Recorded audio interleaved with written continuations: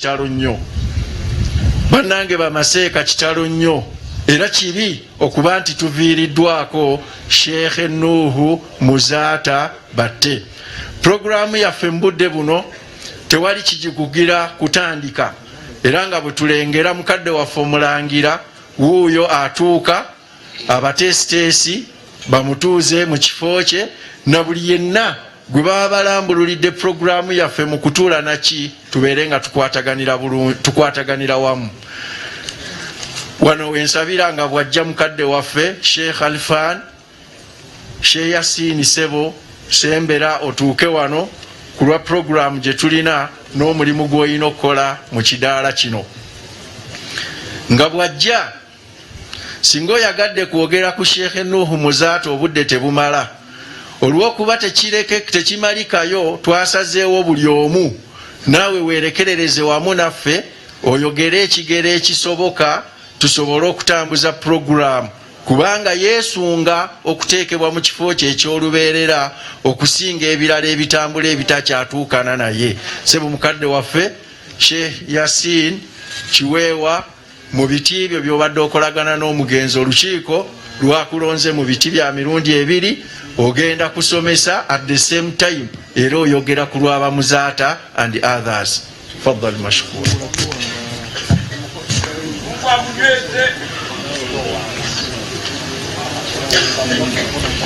أعوذ بالله من الشيطان الرجيم بسم الله الرحمن الرحيم وبشر الصابرين الذين إذا أصابتهم مصيبة قالوا إنا لله وإنا إليه راجعون أولئك عليهم صلوات من ربهم ورحمة وأولئك هم المهتدون. قال صلى الله عليه وسلم كفى بالموت واعظا ومن لم يتعظ بالموت فلا واعظ له أو كما قال. mukama waffe Supreme Mufti, mukama waffe omulangira, bakadde bange bamashekhe, abagenyi ba Sheikh Nuhu Muzaata Batte batakyasula kubeera nga ayaniriza, abaami n'abakyala, assalamu alaikum wa rahmatullahi wa barakatuhu. Ndabika sifunangako kugezesebwa ng'okugezesebwa kwenfunye olwaleero, naye nsaba Allah jalla jalaaluhu aŋŋumye ebigambo bya Sheikh mbere nga mbituusa.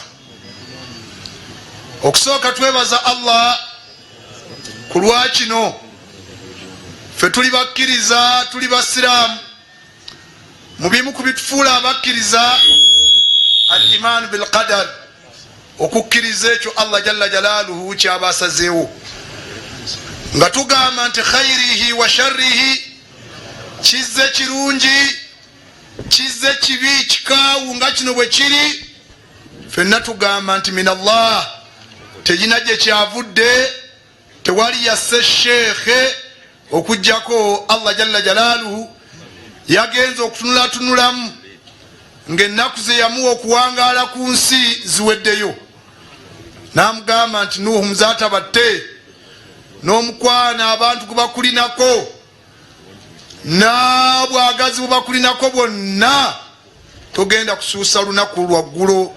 Tusaba Allah jalla jalaaluhu mukadde waffe olugendo lwe yatandise abeere nga alumwanguyiza.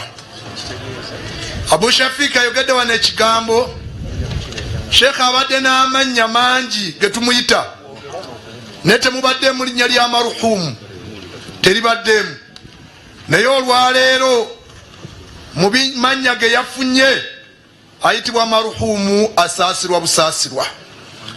Era wano wenjagala okusabira buli muntu azze wano Sheikh nga alina kye yakusobya, kubanga abadde muntu asobya, olw'okubanga maruhumu asaasirwa busaasirwa, tukwegayiridde musonyiwe. Bw'aba alina kye yakusobya, Sheikh abadde muntu gwe bayita omuntu abeera nga Katonda mu byeyamuwa akusobya. Era ategeeza owekitiibwa Nabbi Muhammad mu hadithi al-Qudus n'atugamba nti singa twali tetusobya Allah yali badde atujjawo n'aleeta abantu abalala fayakhtauna ne babeera nga bakola ensobi ne beenenyeza Allah n'abeera nga abasonyiwa. Ekituleese wano tekyetaaga kwogerera nnyo. Nabbi yagamba nti kafa bilmauti waida. Kino ekyokufa ekituleese kitumala okubanga kyakwebuulirira. N'agamba nti waman lam yattaidhu bilmauti fala waida lahu. Omuntu bw'oteebuulira na kufa kuno kwe tuzzeeko olwaleero, kiki kye bagenda okugamba ate owulire?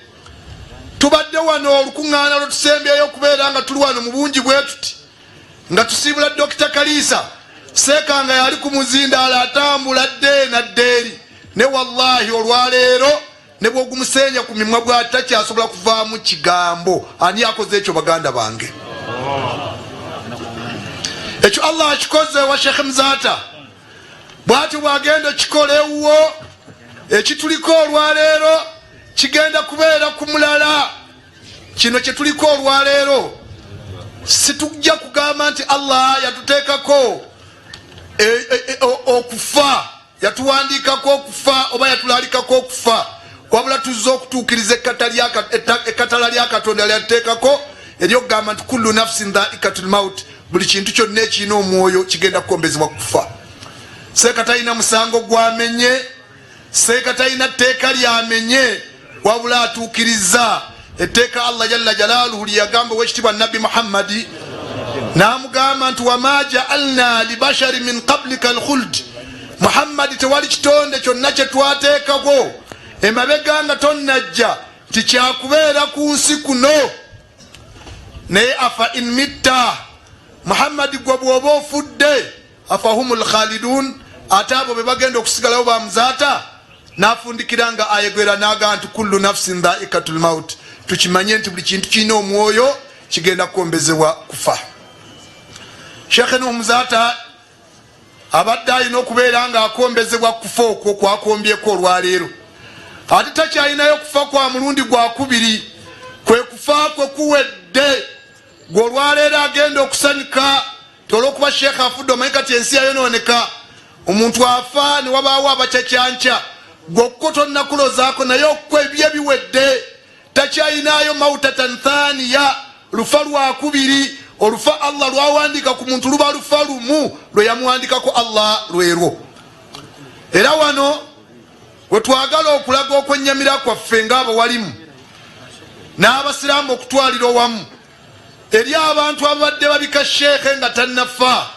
Situmanyi kigendererwa kyabwe kibadde kiki, ne tusaba Allah enniya zammwe azitereeze. Obika otya omuntu akyali omulamu? Sheikh Allah yamujuluddemu omwoyo lunaku lwaggulo, ne mumaze wiiki nga 2, muyitawo ennaku 2 ne mubika Sheikh Mzata afudde, Sheikh Mzata afudde. Allah abasonyiye, taffe tubasonyiye. Sheikh Mzata batte bw'oba otuuse okumwogerako ng'omuwalimu, ebigambo bingi. Emabegaawo yala abadde alina ekigambo kyakozesa, n'agamba nti nga mwagala okulaba ku muntu akola mu ofisi ya Allah nze. Sheikh yali alina bizinensi ze yatundako ku ndabirwamu mwazimanye katwe, n'aziyimiriza. Endabirwamu tezamulemerera bulemerezi nti edduuka lyagwa, nedda. Yagamba nti bino bwe mbiyingiridde binjijje ku mulimo gwange Katonda gwe yankwasa, gwakubeera nga ngamba bantu ba Allah bigambo bya Allah. Endabirwamu n'aziyimiriza, nadda mu ofisi ya Allah. Allah yatugamba nti minal mu'minina rijal, mubakkiriza mulimu abasajja, sadaku ma ahada Allahu ilayhi, endagaano Allah jalla jalaaluhu ziyakola nabo bazituukiriza. Sheikh atuukiriza endagaano za Allah, endagaano ya Allah gye yakola naye kubeera nga aweereza obusiraamu, afudde muweereza wa busiraamu.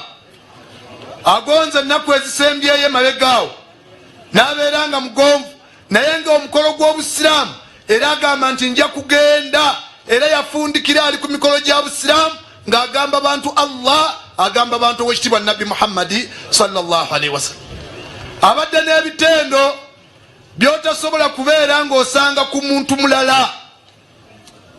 Abantu abadde bamulyewala ng'oyinza okumulaba n'ogamba nti omusajja ono mukambwe era badde abamu nga bwe batyo bamuyita naye bw'obadde omusemberera okumpi siyinza kugamba nti manyiyo omuntu amanyi omukwano, manyiyo omuntu amanyi oluganda, manyiyo omuntu abayagala abantu okubeera obumu nga Sheikh Nuh Muzata bw'abadde. Abadde obulumi bwe bwonna nga mubeera mu motoka naye ng'akulaga nti obulumi bwe bwonna busiraamu, era nga ye alina ekigambo kyagamba nti nze la akhafu min Allahi lawmata laim. Omuntu anenyanenye ekibbanga lyemmala nga ekigambo nkyogedde ku lwa Allah nga ge mazima gasigale nga ge mazima. Tusaba Allah jalla jalaaluhu amusonyiwe byesobya ng'omuntu, abeerenga olugendo lwatandise Allah alumwangwiriza kubanga luwanvu. Baganda bange olugendo Sheikh lwatandise lugendo luwanvu lwakaabya buli munene yenna. Saidina Uthman ibn Affan radiyallahu anhu yali omu ku basajja abanene betwogerako mu Busiraamu. Uthman ibn Affan yali mukoddomi w'ekitiibwa Nabbi Muhammad sallallahu alayhi wa sallama. Yamuwa abawala be babiri, yamuwa Ruqayya n'afa, n'amwongera ne Kalthum naye n'afa. Nabbi sallallahu alayhi wa sallama n'amwogerako ekigambo ekinene n'amugamba nti law kaana liya thalitha, Uthmani ne bwe naali badde nnyinayo omuwala omulala owookusatu eyoyongera mu kubano lazittuka naali mukwongedde olw'omukwano gwe nkwinako. Eno Qur'ani gye tusoma bagita al-Muswafu al-Uthmani, Qur'ani ya Uthmani n'ebirala bingi. Abagenda e Madina eyo Baki il-Garkad gye mulabaawo limbo y'e Madina, sente za Uthmani. Masjid Nabawi gye mulaba e Madina, sente za Uthmani ekitundutundu eddene n'ebirala bingi. Twogere ku Uthmani tuleke ki?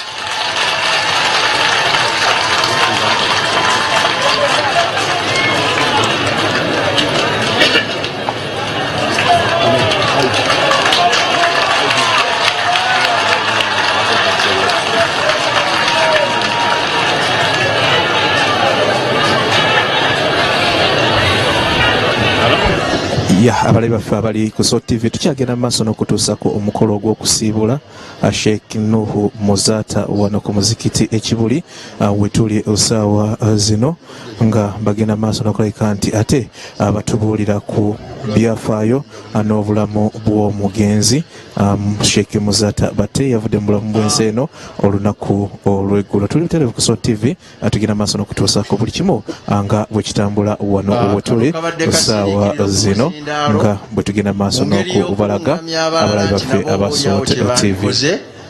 Tusigale ku ndagaano y'ekifo kino okubanga kikkakkamu, tweyanziza tweyanzeege.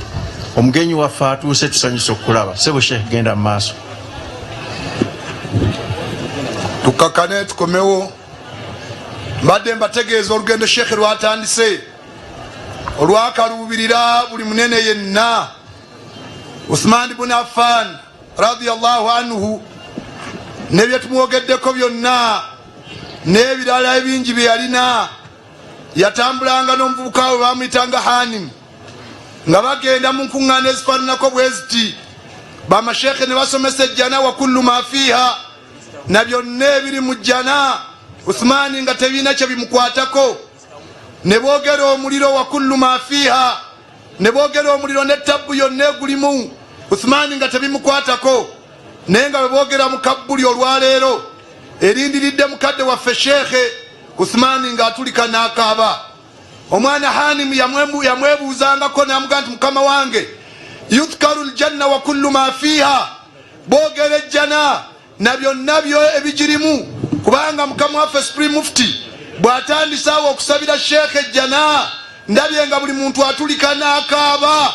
Ne Uthmani omwana amugaa nti yudhkaru aljanna wa kullu ma fiiha, boogera ejjana na byonna ebirimu, wala tabuki notabako kyokyukako.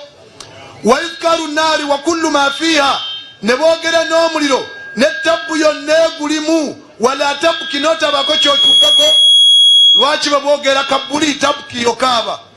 Uthmani n'agamba omwana we Hanim n'amugaa nti mwana wange ekinkaabya, samitu Rasulallah, nawulira omubaka Muhammadi sallallahu alayhi wa sallam ng'ali Madina wanaagogera ebigambo bino agamba nti alkaburi, kabuli ezo ze mulaba mukadde waffe mwagenda olwaleero awal manzil min manazili al-akhirah, kyekifo ekisooka mu bifo by'omuntu olugendo oluwanvu lwakwata olumusinkanya mukama we Allah.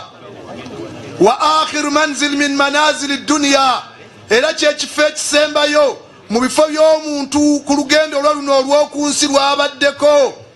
Abagenda okusembayo okulaba ku sheekhe olwaleero buli muntu yeegomba naga nti singa mumulabako, n'abagenda okusembayo okumulaba be bagenda omumwaniriza nga bamuyingiza kabbuli, bamukwate bamuteekako ku bisambi katono, bamukwate ne feesi ye nga bwe mugimanyi, ne simayiro ye ennungi bwe mugimanyi, batunuze ku kisenge. Ebigambo byagenda omuwerekereza bigamba ti minha khalaknakum, muzaata wano Allah we yakutonda, wa fiha nuidukum, era Allah wakuzizza, wa minha nukhrijukum taratan ukhra, era wano Allah jalla jalaluhu wagenda okujja omulundi omulala. N'agamba wekitiibwa Nabbi Muhammad sallallahu alayhi wa sallama, n'agamba nti fa innaja minha swahibuha, omuntu Katonda bwakusaasira n'owona ekinnya ekyo. Tusaba mukadde waffe, muganda waffe, mukwano gwaffe, Allah amusaasire awone ekinnya ekyo. Tusaba Allah asaasire seeka muzaata, Allah amugaziyize kabbuli ye madda baswarihi, nga gy'abadde akoma okutunula nga mulamu, kubanga Nabbi agambye ti fa innaja minha swahibuha, Katonda bwakusaasira n'ogiwona, fama badahu aisar, ebisigadde byangu. N'agamba nti wa illam yunji minha swahibuha, kabbuli bwegaana, fama badahu ashaddu, ebisigadde bigenda kuba bizibu byereere. Tusaba Allah jalla jalaalu kabbuli ya Sheikh Muzaata kireke kuba kizibu, kibeere nga kiri mu bintu ebyangu. Allah jalla jalaalu amwanirize n'eriiso esaasize. N'ebigambo ebyo olw'obudde lwe bantegeezezza, nyina obubaka bwa mirundi ebiri okubeera nga nsomesa ku lwa ofiisi eyo ey'aba Muzaata and others mu bigere bya mukama wange, kyekisobola kubeera nga ntuukiriza kyembadde nyina okukola. Neesaba Allah jalla jalaalu kyentuusizza kiteeke fi minzaani hasanatihi yawma alqiyama, ku minzaani y'emirimu egy'emirungi yawma alqiyama. Message ey'okubiri gye bantegeezezza, message ya ofiisi yaffe nga ba Muzaata and others, mukama waffe mwabadde nga director. Nja kusaba Halifa Mukasa osembere wano, Kanso Fadi naawe osembere wano, ne mukadde wa Faja Miss Kakomo woli nkusaba bakulabiraawo, baganda bange, bakama bange, ku lwa ofiisi yaffe ey'aba Muzaata and others. Okusooka twagala okubasiima ennyo olw'omukwano gwe mulaze sheekhe okuva lwe yalwala. Twagala okubeebaza obuyambi bwonna bwe muwaddeyo mu kujjanjaba sheekhe ne bwe mukyawaayo okutuusa kati. Mukama wange omulangira, mukama wange Supreme Mufti, njagala kugumya nti ofiisi y'aba Muzaata and others ye ekyaliwo egenda kutambula. Mukama waffe mulimo guno yagututendeka, era abantu abadde batambulako naffe nkakasa nti muli bajulizi. Abadde alina waatuuka n'atunula butunuulizi n'alaba abaana bwe batambuza omulimo, naye n'atatambudde naffe, avaayo akakasiza n'aga nti abasajja abo bakozesa hijja, abasajja abo bakozesa umra.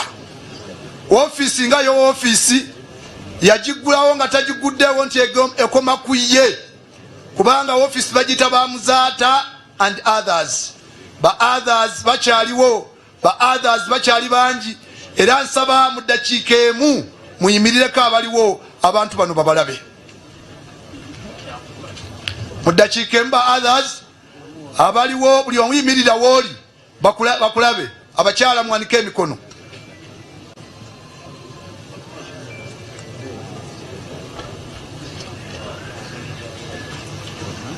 Mukama wange omulangira Sheikh Khalfan, twagala otuusiza eddoboozi erino erimbuga nti nga ofiisi tweyama mu maaso ge, ti ofiisi ya musajja we ejja kutambula insha Allah. Tusabe busabi Allah jalla jalaaluhu atwongere ku kyengera ky'obulamu naffe tubeerewo, kubanga tuyinza okugamba nti ejja kutambula naye nga tomanya nti enkya bayinza okugamba nti Khalifa Mukasa enkya bayinza okugamba nti Yasini yagenze. Tusaba Allah jalla jalaluhu mukama waffe olugendo lwatambudde Allah alumwanguyirize, afuule kabuli ye nga rawda min riyadil janna, ereke kubeera hufura min hufurati niran. Allahumma inna abdaka Nuhu muzata batte kharaja min rawhi dunya ila dhulmati alqabri wama huwa lakihi kana yashhadu an la ilaha illa anta wa anna Muhammad abduka wa rasulik asbah faqirun ilayka wa anta ganiyyu an adhabihi. Allahumma jinaka ragibina shifaa lahu ij'al qabrahu rawdan min riyadil janna wa la taj'al qabrahu hufran min hufrati an-niran. Allahumma jazihi bi ihsani ihsana wa bi sayyiati al-afwa wal ghufrana waj'alhu mimman yuqalu alayhi gada kulu washrabu hani'a bima aslaftum fil ayyam al-khaliya. اللهم اجعلهم مع النبيين والصديقين والشهداء والصالحين وحسن أولئك رفيقا. والسلام عليكم ورحمة الله وبركاته. وعليكم السلام ورحمة الله وبركاته. سبو Sheikh Yasin Chiwewa kulwaba Muzata and others webale nnyo message gy'otuusizza mu mukolo guno. Sebo mukadde waffe omulangira, bagenyi bonna abakasozi kano, abakungubazi, tubategeeza nti Muzata takomye kuzitowa mu bulamu naye azitoye. Buli ali waali gwe wooli naye ebisukka wooli abantu bayitiridde. Kyokka nga kino tekiyimiriza bali kawempe kuba bangi wadde abali ekigoogwa okuba nti nabo bayitirivu. So tekiri munda mu Uganda yokka wabula n'ebweru w'eggwanga, mu bifo mu nsi nnyingi abantu bakuŋŋaanya okuva jjo paka na kaakati olw'okujjukira n'okusabira omugenzi. Tusaba Katonda awulire okulaajana kwa buli omu, amusaasire era amulamuze kisa. Mu budde buno tugezaako okubajjukiza okwekuuma byonna ebyetaagisa mu mbeera z'ebyobulamu tusobole okutambula obulungi. Mpozi n'okujjukiza abali ku security okubeera nga bafaayo okulondoola buli kyonna ekiyinza okutaataaganya omukolo guno. Mwebale nnyo, mwebalire ddala.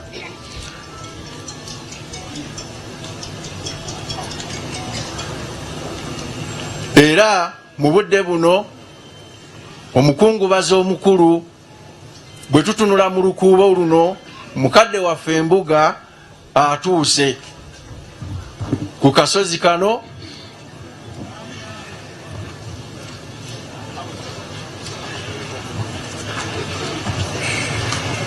okutuuka kw'ekifo kino mu kiseera nga kino okubeera kusiriikirira.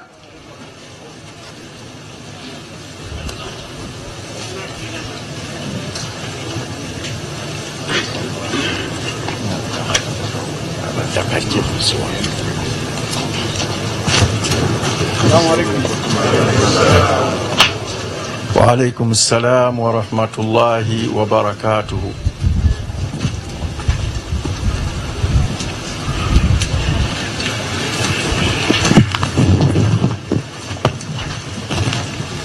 Sebo mukadde waffe Embuga,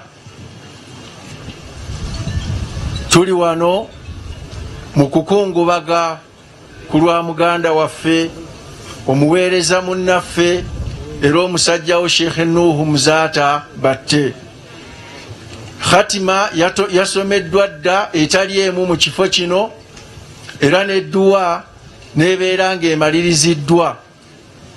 Sebo wootuukidde nga Sheikh Yasin Chiwewa amaliriza okusomesa awamu n'okwogera ku lwaba Muzata and others. Era mu budde buno Sebo, mu ngeri gyenkulembeza okwetonda kwange gy'oli n'eri abakungubazi abalala bonna, tisisobola kwetantala kulaba buli muntu asembedde wano, wabula buli azze ku lwa Sheikh oyaniriziddwa. Ne bwe tunaaba tetukoonyeeko tusaba Katonda liiso ddene akulabe era asiime ate era akusasule musera. Sebo mukadde waffe Embuga, edduwa efundikiddwa n'okusoma kwa Supreme Mufti era asomye n'asoma era mu kiseera ekyo n'okwoza ku mmunye kubadde kasozi kano nga kuvudde ku ye yennyini. Abantu balemeddwa okugumiikiriza naye bw'atendewaliddwa n'akulukusa amaziga. Mu ngeri eno tusaasira buli yenna ayina ennyiike ku lw'okufiirwa kuno, ate ne tusaba nti tukusseemu ekitiibwa ng'engeri esinga kwe kugoberera puroguramu insha allahu taala. Mu budde buno ku puroguramu yange kuliko omwogezi ku lwa famire agenda okujja wano atuuse obubaka bwe. Nsaba waali mumujjukize era mumukooneko.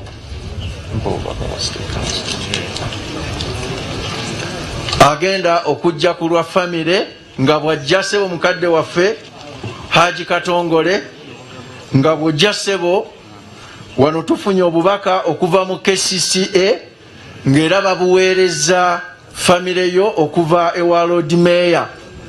Era obubaka obwo bujjudde okubagiza famire yo na bonna ab'omugenzi. Era bataddemu mu bubaka obwo amabugo ga $1,900,000 gye sifunidde ku bbaluwa eno, naye ku lwa famire ssebo ngikukwasa nga bubaka buvudde eri Ssaalongo Elias Lukwago. Era bwe kityo ne executive director wa KCCA naye aweereza obubaka obukubagiza famire aweereza obubaka obukubagiza famire ssebo ng'ogenda okwogera ku lwa famire obwo obubaka bwa famire. Fadhali ssebo.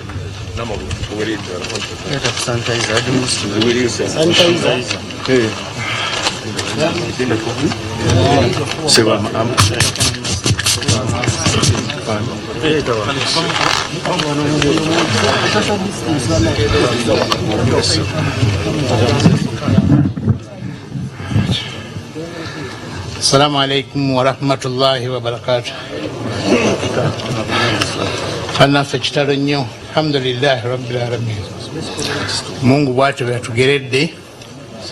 Bintu bya mukadde waffe bingi naye sijja kusobola kubigira ki, naye mwenna buli ali wano mwebale nnyo, mwebalire ddala. Era nze kindeese wano kubeebaza, mwebale nnyo kuba omuntu ali wano ate tokkiriza nti ekigoogwa gye bali kyokka nga ate ne kawempe bagize eki basigadde mwebale nnyo okulaga omukwano ogw'engeri ng'eyo. Alhamdulillahi rabbil alamin. Mukadde waffe Mungu alina engeri gyamututtemu yamangu nnyo, ne ffenna tukkiriza. Alhamdulillahi rabbil alamin. Twagezezzaako okugira kino okugira kiri, byonna ne bigira ki, ne bigaana. Mukama Katonda bw'atyo byagize eki, naye nga twebaza, mwebala okutuwa buli kimu na buli kimu kyonna kye mukoze.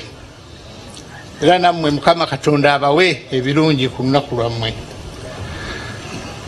Nsaba kati kino ate nebaza nnyo gavumenti yaffe etukoledde omulimu mulungi nnyo, byonna okuviira ddala eri mu ddwaliro n'awaka nga mukadde waffe mbadde muwulira bw'ayogera, bagezezzaako okugira ki, okumuziika. Ekyo tukyebaza nnyo, yeebale nnyo, yeebale ddala, naddala omukulu w'eggwanga lino. Alhamdulillahi rabbil alamin.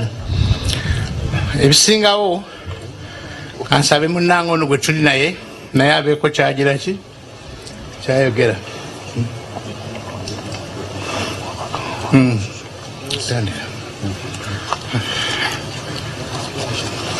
Alhamdulillahi rabbil alamin. Wassalatu wassalamu ala ashrafil mursalin.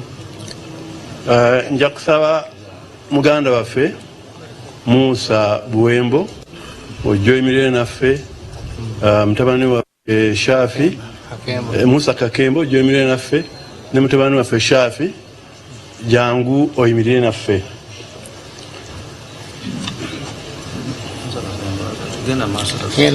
Alhamdulillah. Inna lillahi wa inna ilaihi raji'un.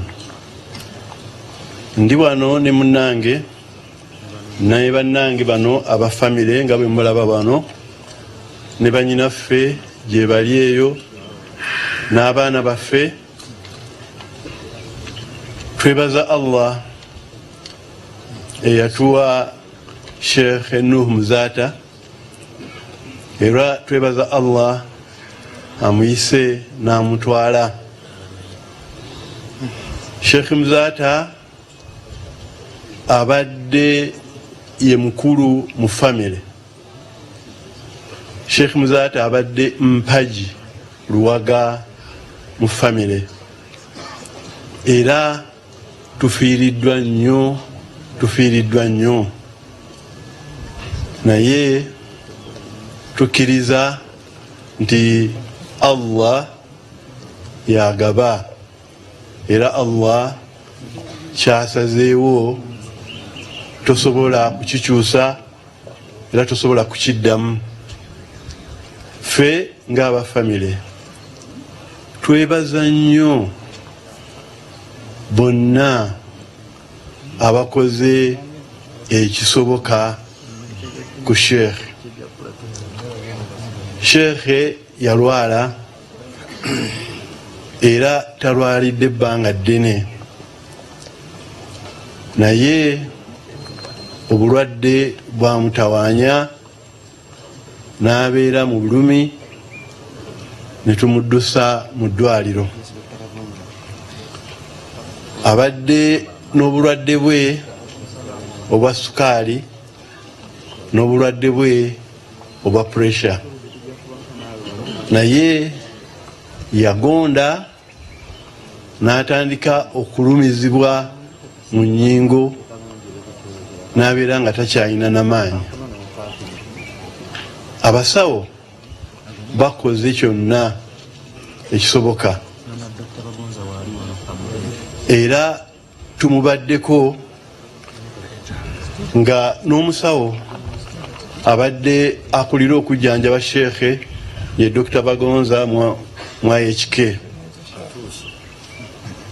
Tutudde enkiiko ez'enjawulo ku bulwadde bwa Sheikh okulaba tukoze tutya, naye kyonna ekisoboka kikoleddwa, ng'era kikolebwa mu kukkaanya n'okukkiriziganya. Tumuwe ku ddagala lino, tumukyusize ku kino, tukole bwe kiti.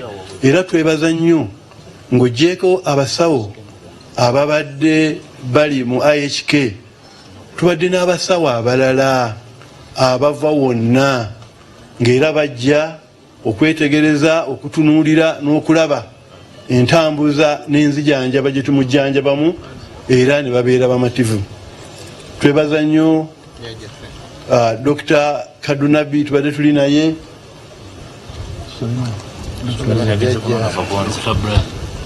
Dr. Brian ne baganda baffe abalala bonna betubadde tukwatagana nabo, naye Allah ekyo kyeyasazeewo. Twebaza nnyo mukadde waffe, jjajja w'abasiraamu Alhaji Dr. Kasim Nakibinga Embuga, abadde naffe okuva Sheikh lwe yalwala okutuuka essaawa eyakaakati, era tubadde tusala naye amagezi okutetenkanya n'okulaba kiki ekikolebwa na kiki ekyetaagisa. Twebaza Mulangira Khalifan, twebaza Supreme Mufti ne office eya Supreme Mufti yonna olw'embeera gye tuyiseemu nabo nga tulwana okutaasa obulamu bwa Sheikh, naye Allah ekyo kye yasazeewo. Sheikh Muzata abadde mugazi nnyo, era abamashekhe bangi abagenda abamuleka ng'omukuza.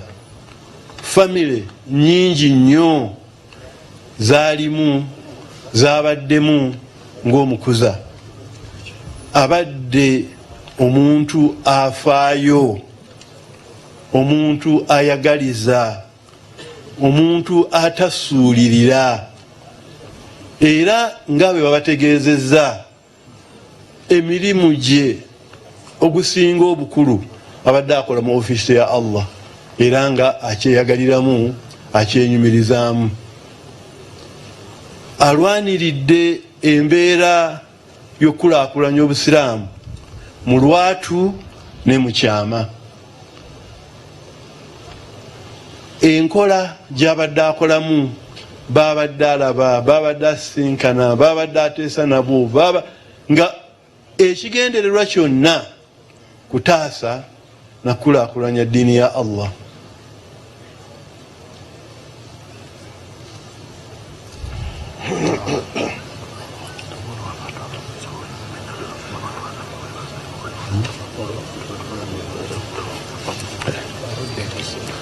Twagala okwebaza ennyo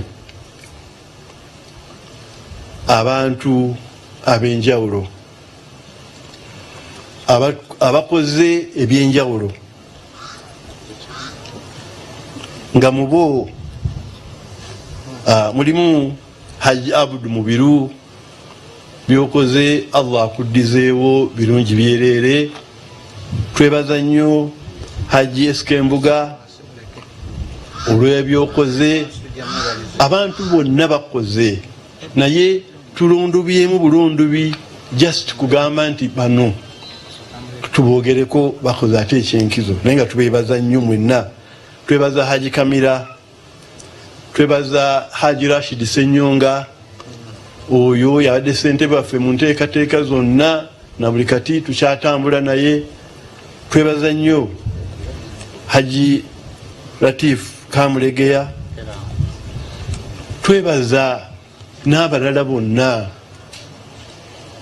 tetusobola kuboogera bonna wano, naye nga tubeebaza olw'omulimu gwe mukoze ku Sheekhe. Sheekhe ffe ng'abafamire atuleseemu eddibu ddene nnyo nnyo nnyo, kubanga ensonga zonna zibadde ziggweera ku ye. Nga bwe muwulidde Sheekhe Yasini bw'abagambye, Sheekhe abamulaba, abamuli ewala babadde bamulaba nga mukambwe, naye abadde alina omutima omulungi ennyo ennyo, era nga asonyiwa, ayagaliza. Era bangi batambudde nabo, ebbanga lyonna lyatambudde nabo, naye nga asigala ng'akwatagana nabo. Omulimu gw'abadde akola ogwa hijja mugumanyi, agubaddemu, aguluddemu, naye nga bonna be yatandika nabo yasigala ng'atambula nabo, ng'era akolagana nabo, si nsonga baliriddawa oba baliriddawa. Sheekhe abadde muganda wa Haji Idrisa Kabwama, badde batambula naye bulungi nnyo. Sheekhe abadde muganda wa Jalaluddin, batambula naye era nga bakolagana. Sheekhe abadde nayogera ani nalekani, naye tukirize Allah kyatusaliddewo, era tusaba Allah amuwe jana Firdaus. Mwebale nnyo bannange, mwebalire ddala.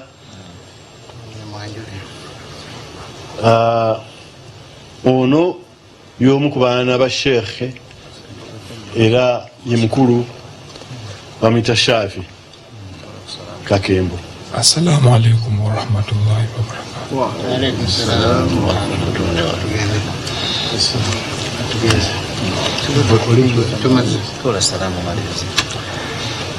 Assalamu alaikum wa rahmatullahi wa barakatuh.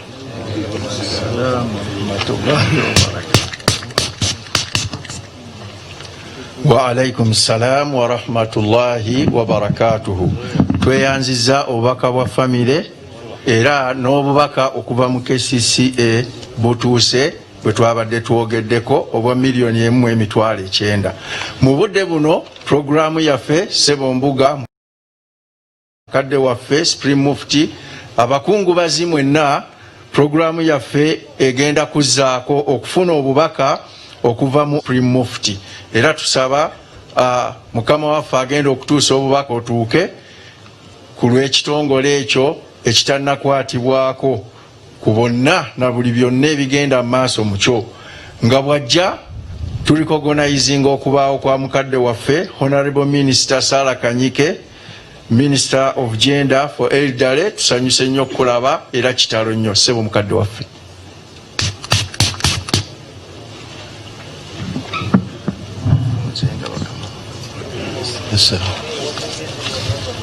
Assalamu alaikum wa rahmatullahi wa barakatuh. Inna lillahi wa inna ilaihi raji'un. Ssebo mukadde waffe Mbuga,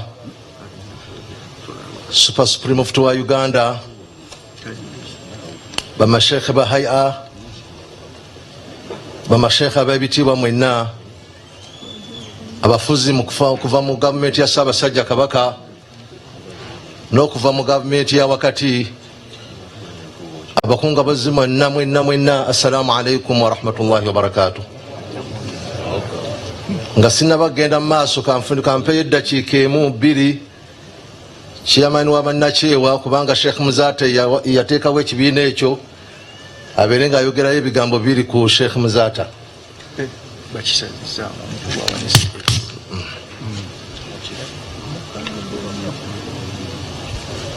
Bassebo, omuntu gwe tuzze okuziika wano olwaleero mutumuweereza mu ofisi ya Supreme Mufti wa Uganda akoze ebbanga ddene n'obumalirivu n'okwewaayo okulaba nga ofiisi eno eyimirirawo. Abadde aweereza n'abantu ab'amatwale mwenna abali wano mbasaba muyimirireko. Ab'amatwale mwenna abali wano mutole ku salaamu. Kansabe ba distrikti mwenna abali wano muyimirireko mutole ku salaamu.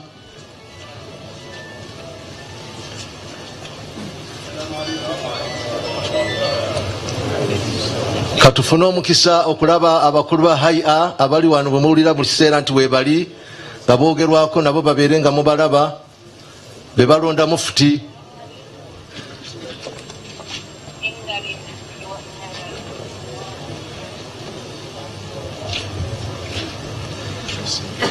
Ssebo Mbuga, omwaka guno gwe tulimu mwaka gwa nnaku, kubanga ebbanga lya nnaku 30 agakayitawo nga tubadde tuwerekera omuweereza w'obusiraamu Sheikh Dr. Anas Kalisa. Ennaku ze zimu ze baafiiriddeko. Abo badde baweereza bonna, omu abadde aweereza mu haya nga Secretary General, ate Sheikh Muzata nga aweereza mu ofisi ya Supreme Mufti nga Sheikh wa da'wa, Secretary wa da'wa, ate mu kiseera kye kimu nga abadde aweereza ng'omwogezi. Sheikh Muzata yenganga olutalo lwe mbadde muwulira lwalwana, kubanga yagamba nti tatya kunenyezebwa. Abakulembeze abamu bajja ne babeera nga beetantala okubeera nga batunda ebintu by'obusiraamu, ne Sheikh Muzata yavaayo musanattuku n'agamba ekyo kyemukola kikyamu. Abasiraamu bajja kubeera nga bababuuza mu maaso ga Allah subhanahu wa ta'ala ku haqqi yammwe gye mubeera nga gyemututte. Era n'alwana olutalo olwo nga bali wamu ne Sheikh Supreme Mufti wa Uganda yasooka, Sheikh Kayongo, Zubair Kayongo. Olutalo olwo baalutuusa ne mu kkooti okubanga batwalayo abakenuzi abatwala ebintu by'obusiraamu. Ebyavaayo byonna mwabitegeera, era bwe kyalabika bwe kityo nga ebintu birimu amakoona, ne babeera nti batuula ne mukadde waffe ne basalawo okubeera nga bateekawo ekitongole kye bayita Office of the Supreme Mufti of Uganda, ng'ekigendwa kya office eyo kwe kutegeeza abantu nti obusiraamu bulumbiddwa, obusiraamu bufunye omutawaana, obusiraamu bufunye omuntu nga tabulumirirwa, ng'ekigenderwa kye kubeera nga atwala buli kyalaba eky'obusiraamu abeere ng'akyezza. Sheikh Muzaata alwanye entalo nyingi, era tusaba Allah subhanahu wa ta'ala entalo zalwanye Allah subhanahu wa ta'ala abeere nga azimuwamu mpeera ku mizaani ye y'ebirungi. Alwanye entalo ez'okutunda ebintu emizikiti gy'obusiraamu, alwanye entalo ez'okutunda faamu z'obusiraamu, alwanye entalo ez'okutunda limbo z'obusiraamu, era waafiiridde nga akyalwana ntalo. Yagamba nti omusajja oyo tujja kumuleka.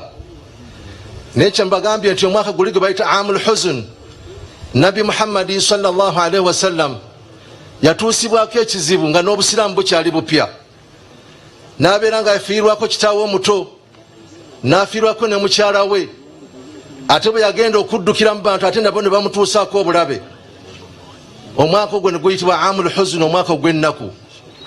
Tekyategeeza nti Nabi Muhammadi sallallahu alaihi wasallama yava ku mulamwa gwe yaliko, wa innama n'obusiraamu bwe tulaba olwaleero bwava ku nnyingo eyo okubeera nti yanywerera ku nsonga, era naffe tukakasa nti tujja kunywerera ku nsonga bwe tuba nga kye tuyimiriddeko ge mazima.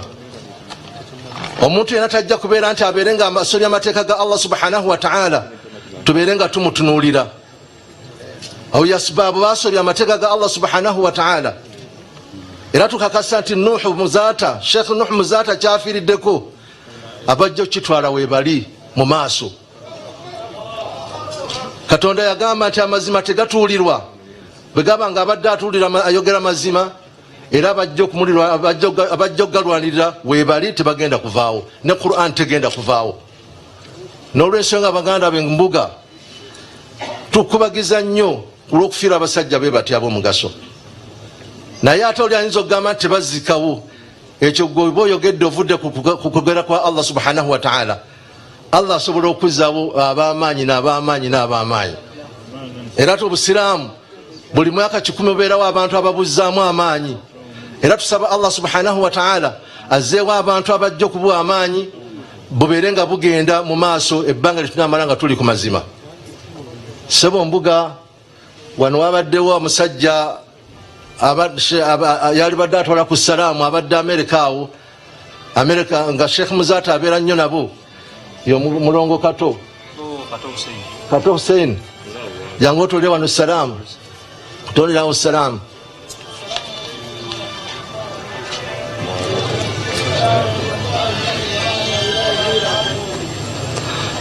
Obusiraamu tufunye challenges nyingi, office efunye obuzibu bungi.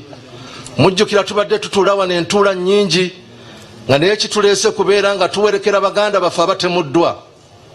Tubadde tutuula wano entuula nnyingi nga tuli maziga nga babatemudde. Sheikh Bahiga bamutta, n'omuwandiisi waffe ne bamutta Kirya. Tubadde wano nga tuli mu nnaku. Meja Kigundu naye bw'atyo, naye ng'ekyo tekijja kutujja ku mulamwa ebbanga lyetunamala nga tuli ku mazima. N'olwensonga baganda bange, kyannaku nnyo okubeera nti tufiiriddwe omuntu ng'ono. Nabi Muhammad sallallahu alaihi wasallam yagamba khairu nnas anfa'uhum linnas, omuntu ow'omugaso asinga omugaso y'oyo asinga emigaso eri abantu. Naye Sheikh Muzaata abadde wa mugaso nnyo eri umma eno. Tusaba Allah subhanahu wa ta'ala Katonda afuule entaana ye rawda min riyadul janna. Baganda bange, twebaza gavumenti etuwadde amabugo aga miliyoni 20 ku lw'okuziika ku lw'omukolo guno. Era n'alisabye Sheikh Diskadhi wa Arua yaliyimiriddeko kubanga yazze ne ttiimu naye abeere ng'agiraga mu maaso gano ag'abakungubazi.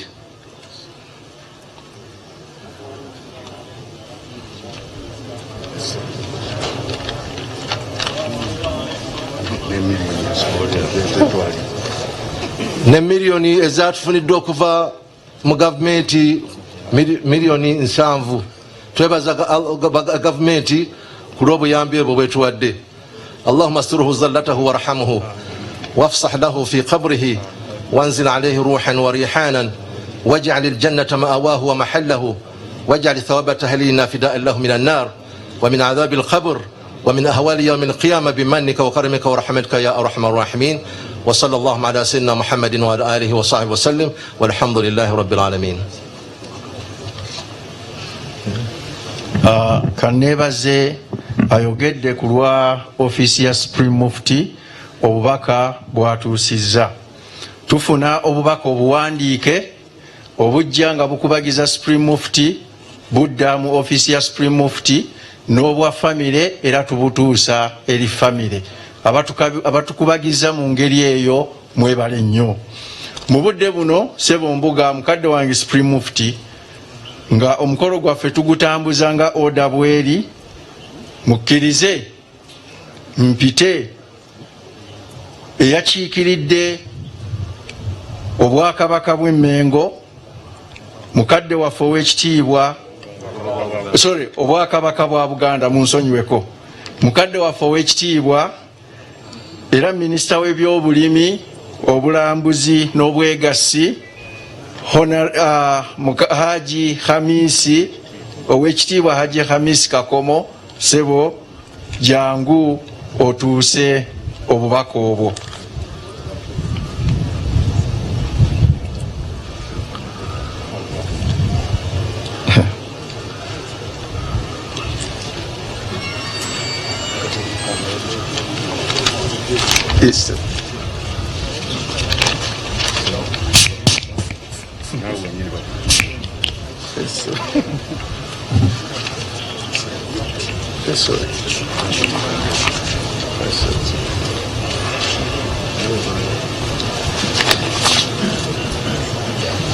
Bismillahirrahmanirrahim.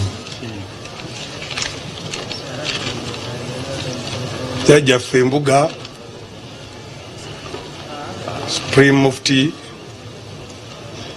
omukulu w'abamashek mu Uganda yonna, ate President General wa Juma ne Zukuli, kade waffe Sheikh Khalifani Lukanga,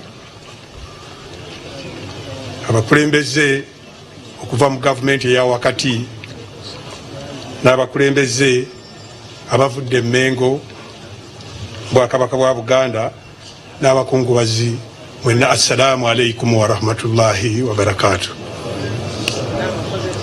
Kamange Mbuga Supreme Mufti, sinnasoma bubaka bwa Katikkiro,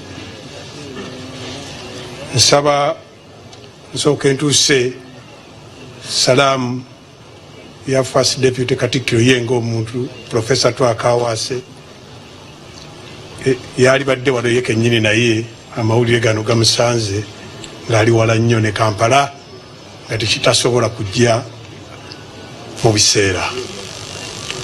Kamange Mbuga natumiddwa Katikkiro okuyimirira mu ngatto ze, ensaba Allah subhanahu wa ta'ala nsobozese okumalako okusoma obubaka buno. Inna lillahi wa inna ilaihi raji'un.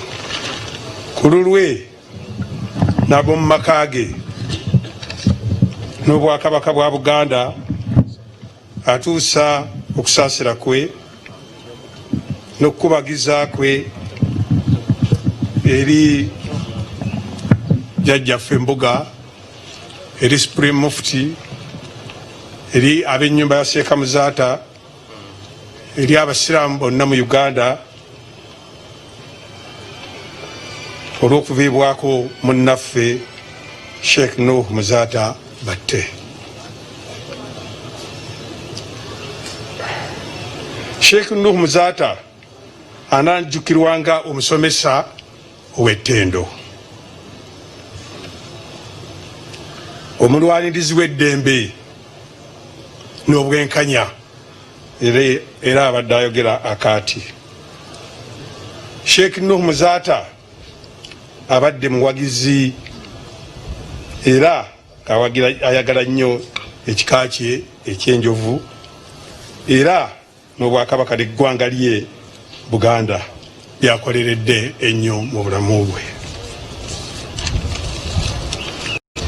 Ajanidde omutonzi amulamuza ekisa ku ebyo ebyamusobako ate ne bye yakola obulungi amusasulemu. Ayongedde kulajanira liiso ddene abantu ba Sheikh Nuhu Muzaata bonna babadde akwatibwako ne banne bakubadde akulembera nabo Obuyisiraamu abasibe ekimyu mu kiseera kino ekizibu. Assaako omukono Katikkiro wa Buganda Charles Peter Mayiga. Ssaabasajja Kabaka awangaale.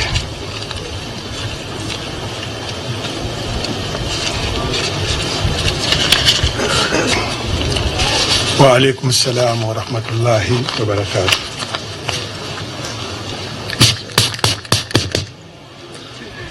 Obwo bubadde obubaka obututuusiddwako ow'ekitiibwa era ssebo obutuusizza bulungi era tusiimye engeri nammwe gye mubadde musiimamu obuweereza bwa Sheikh Nuhu Muzaata. Mu kiseera kino mukkirize nsabe abali mu kifo kino basitukeko ng'olwo atali mmemba wa paalamenti tukusaba osse ekitiibwa mu be tugambye okusituka gwokakkaneko. Tusaba buli atali mmemba wa paalamenti kakkanako bammemba ba paalamenti bannaye musitukeeko. Era nga sigaba muzindaalo ku lwekyo kansabe Honorable Latif ono abadde atwala omugenzi mu Kawempe era imaamu wa paalamenti atoole essalaamu eyo ku lwabo. Assalamu alaikum wa rahmatullahi wa barakatuh. Wa alaikum salam wa rahmatullahi wa barakatuh. Essebo bannange abo bwe batyo bwe tuyise mu ngeri eno mukkirize omugenyi ono ow'enjawulo asukka ku bwa mmemba bwa paalamenti ate n'abeera omukulembeze omu ku basuubirwa okuba abakulembeze eyeesimbyewo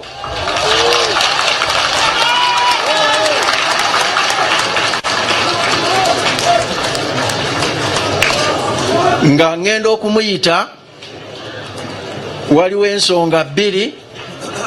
Ku lw'ebiseera tusaba abamussaamu ekitiibwa mukakkane amaloboozi gabeere wansi. Mbakakasa mbayita abakolera likodi gye mugenda okwongera ku ndala ey'okwogerera eddakiika 3.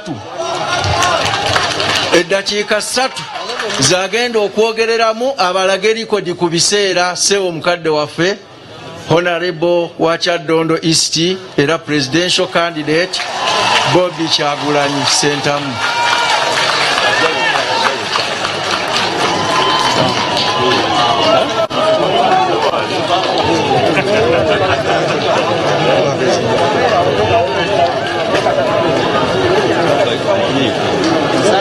Tusaba okukakkanya amaloboozi n'obutakuba ngalo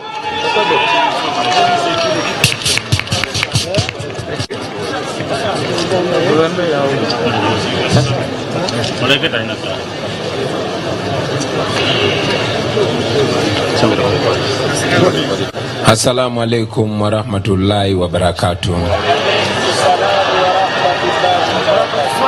Inna lillahi wa inna ilaihi rajiun. Jajja Fembuga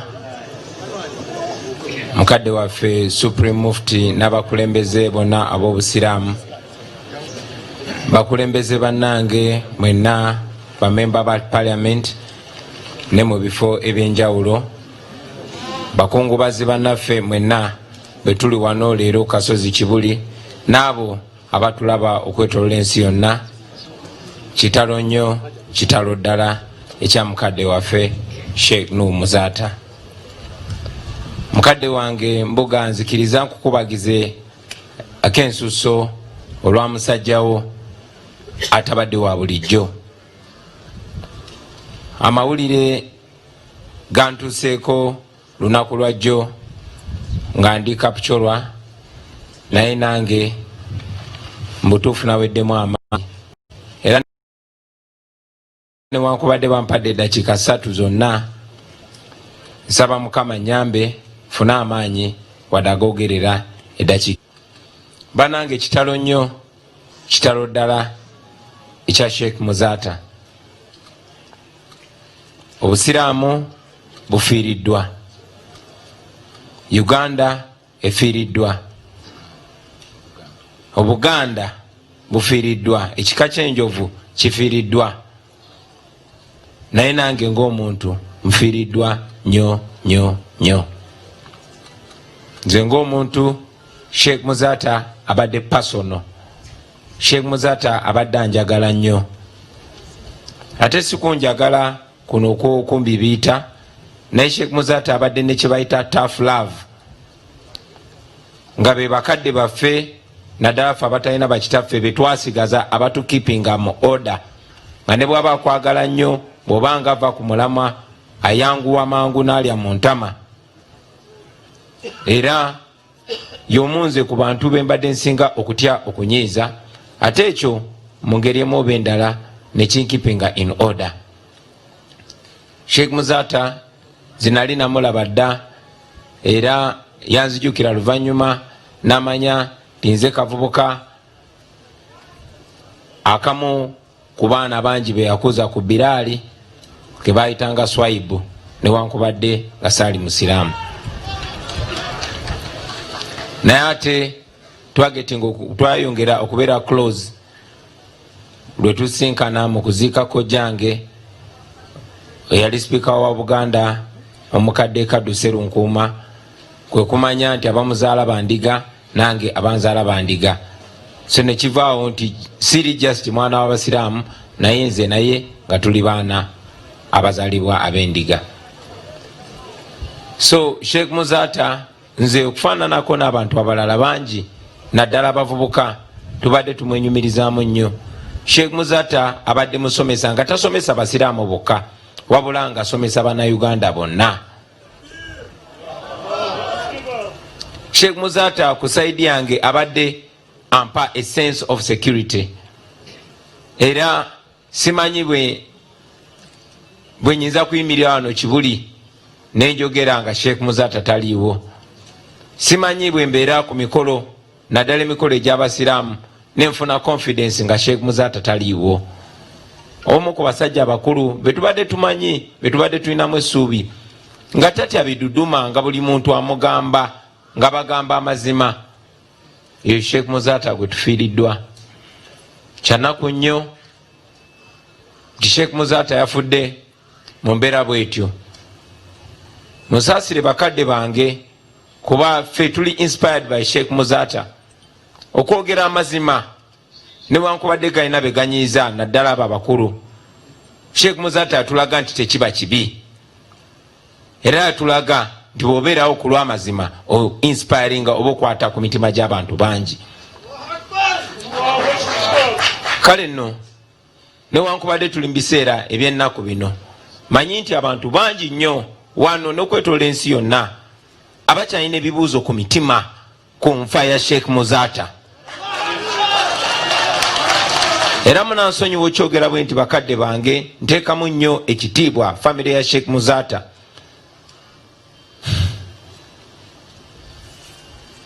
Naye era mmanyi nti nabo bakuuma mpisa, oba oliawo omukulu yabakubidde dda akasimu babeere bakkakkamu.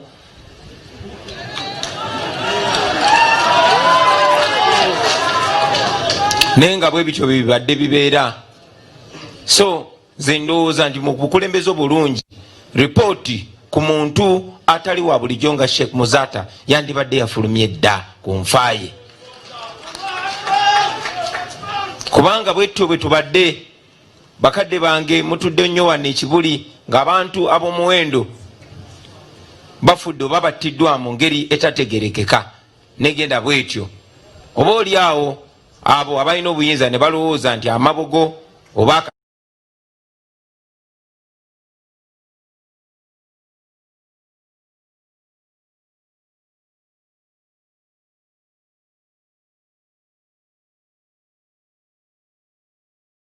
wabula omukulu yasindika abasindise ne batwalira kitaawe akasente. Ebyo byakoma bwe bityo. Omugenzi Yasini Kawuma bwe yattibwa ripooti yafuluma naye omukulu yasindika ne batwalira abantu be akasente. Ebyo ne bikoma bwe bityo. Ne bamasheeki bonna bonna abaze battibwa. Era mwenna mwabadde ku TV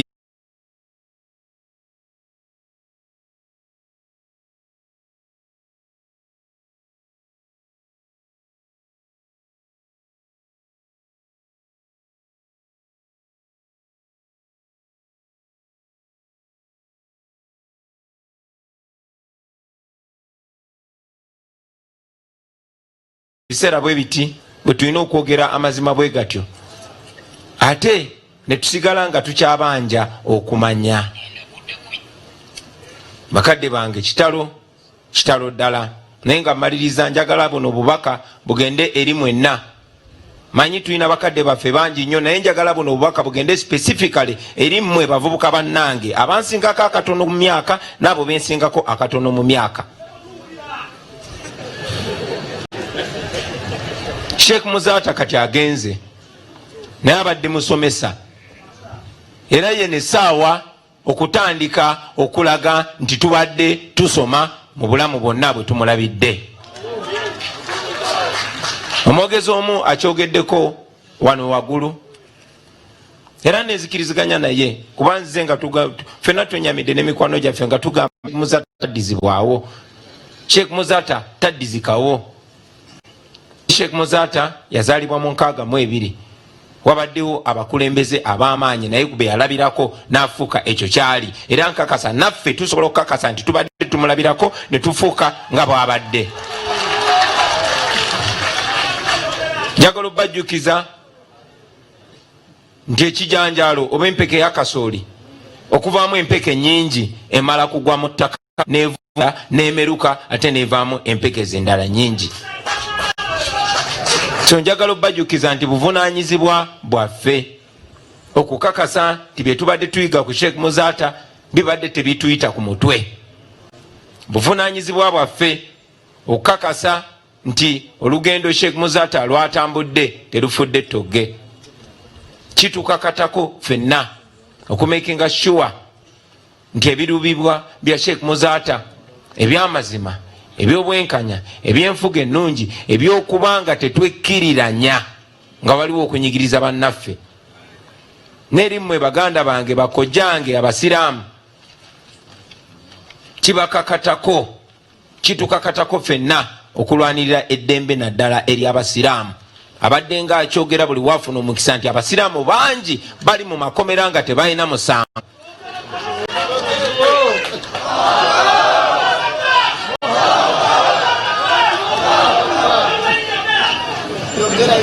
Abasiraamu bangi bayisibwa mu ngeri etali ya bwenkanya okufaanana ne bannayuganda abalala.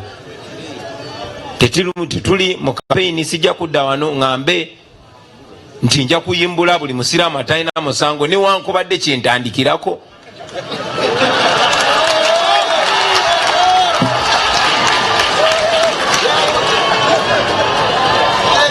Naye era mmanyi nti kikakata ku buli omu okulubirira ekyo ekigendererwa. Ffenna tutambulira mu kufa abakadde bange, ffenna tutambulira mu kufa era twandibadde tuggwamu nnyo amaanyi ng'empologoma nga Sheikh Muzaata tuli mu muziika olunaku lwaleero. Nenze njagala obbategeeza ate nyongedde kufuna maanyi kubanga oba Sheikh Muzaata tugenda muziika leero kitegeeza nti buli omu tusobola omuziika. Era ekyo kitujjukize nti buli muntu eyatondebwa ku nsi kuno alina okukomba ku mpeke y'okufa. Buli omu malayika eyo gye bayita alumawuti eyina omunona.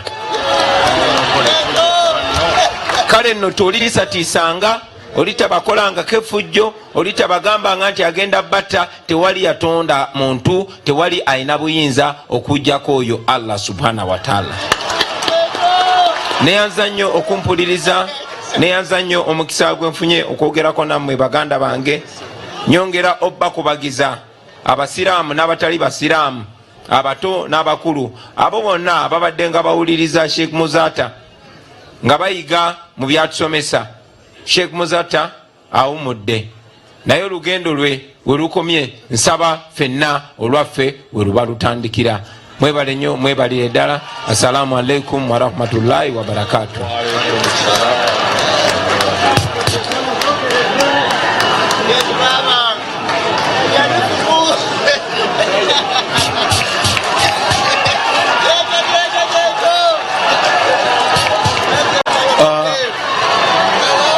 Sebo mukadde waffe Embuga, omukungubazi omukulu, Sebo Supreme Mufti, abantu ba Katonda mwenna, obwo bubadde obubaka obw'eddakiika 3 okuva mu mukulu era Honorable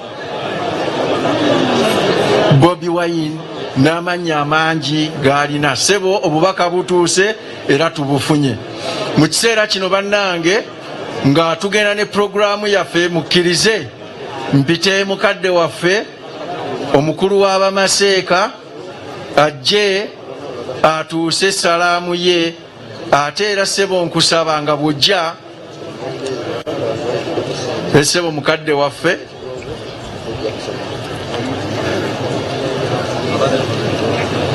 okubeera ng'ompitira nsaba Sheikh Sebo Sheikh akazindaalo kali awo mukama wange. Sebo bw'omaliriza obubaka bwo atuma omukulu tamagamaga gwe n'otuyitira mukadde waffe Supreme Mufti insha Allah. Sebo mukadde waffe. Bismillahi rrahmani rrahim. Alhamdulillahi rabbil alamin wassalatu wassalamu ala ashrafil mursalin sayyidina habibina mawlana Muhammad wa ala alihi wa sahbihi ajma'in. Waliwo okuteesa okuva mu bamawulire nti tukusaba ojje wano basobole nabo okufuna ku lw'ensi yonna endala esigadde. Sebo Sheikh wano mukadde wange, Sebo mukadde wange Sheikh nkusaba otuuke wano ku lw'enteekateeka y'abamawulire. Sebo tusonyiwa okutaataaganya. Mwami oli distractinga buli kintu.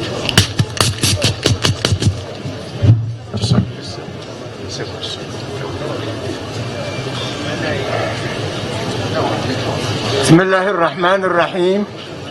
Alhamdulillahi rabbil alamin wassalatu wassalamu ala ashrafil mursalin sayyidina wa habibina mawlana Muhammad wa ala alihi wa sahbihi ajma'in. Amma ba'd. Sebo Supreme Mufti ne Deputy Secretary General, abakulu b'amatwale, ba District Kadhi, bannange n'abakulu abalala mwenna mu biti byabammwe, abaami n'abakyala, assalamu alaikum wa rahmatullahi wa barakatuh. Ngenda okutandika ebigambo byange wano, inna lillahi wa inna ilaihi raji'un. Kino njagala nkikole benti bw'owulira ggwe yenna yazze wano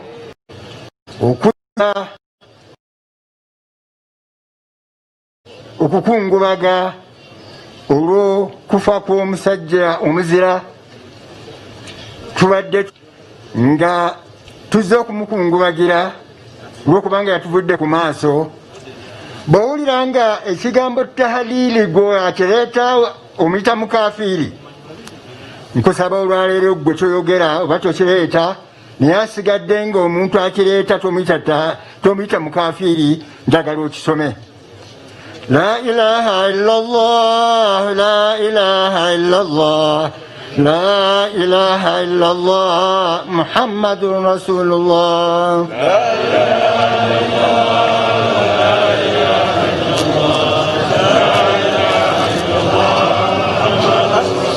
Kyannaku nnyo abasinga mukigamba nti akireeta abamukafiiri.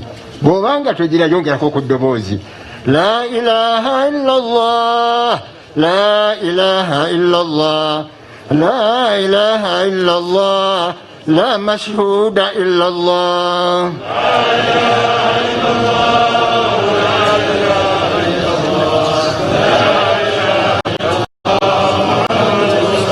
La ilaha illallah, la ilaha illallah, لا إله إلا الله لا مقصود إلا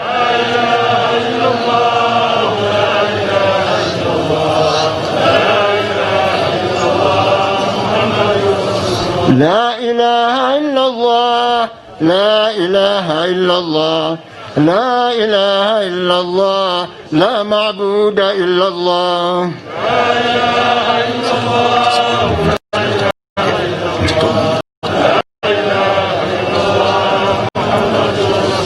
السلام عليكم ورحمة الله وبركاته. إنا لله وإنا إليه راجعون.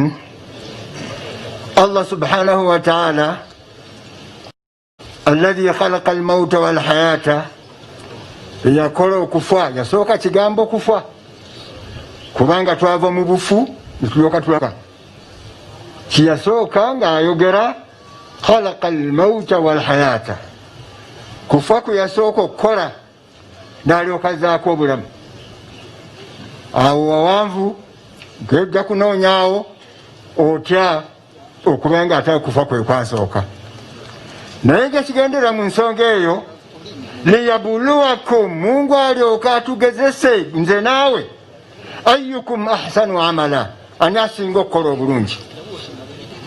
Okukola ebingi si y'ensonga naye ategeeza akola obulungi. Era Allah subhanahu wa ta'ala kyava agamba mu surati al-Kahf inna la nudi'u ajra man ahsana amala. Tetusobola kubeera nga tulyazaamaanya oba okubuzaawo empeera z'omuntu oyo akola obulungi.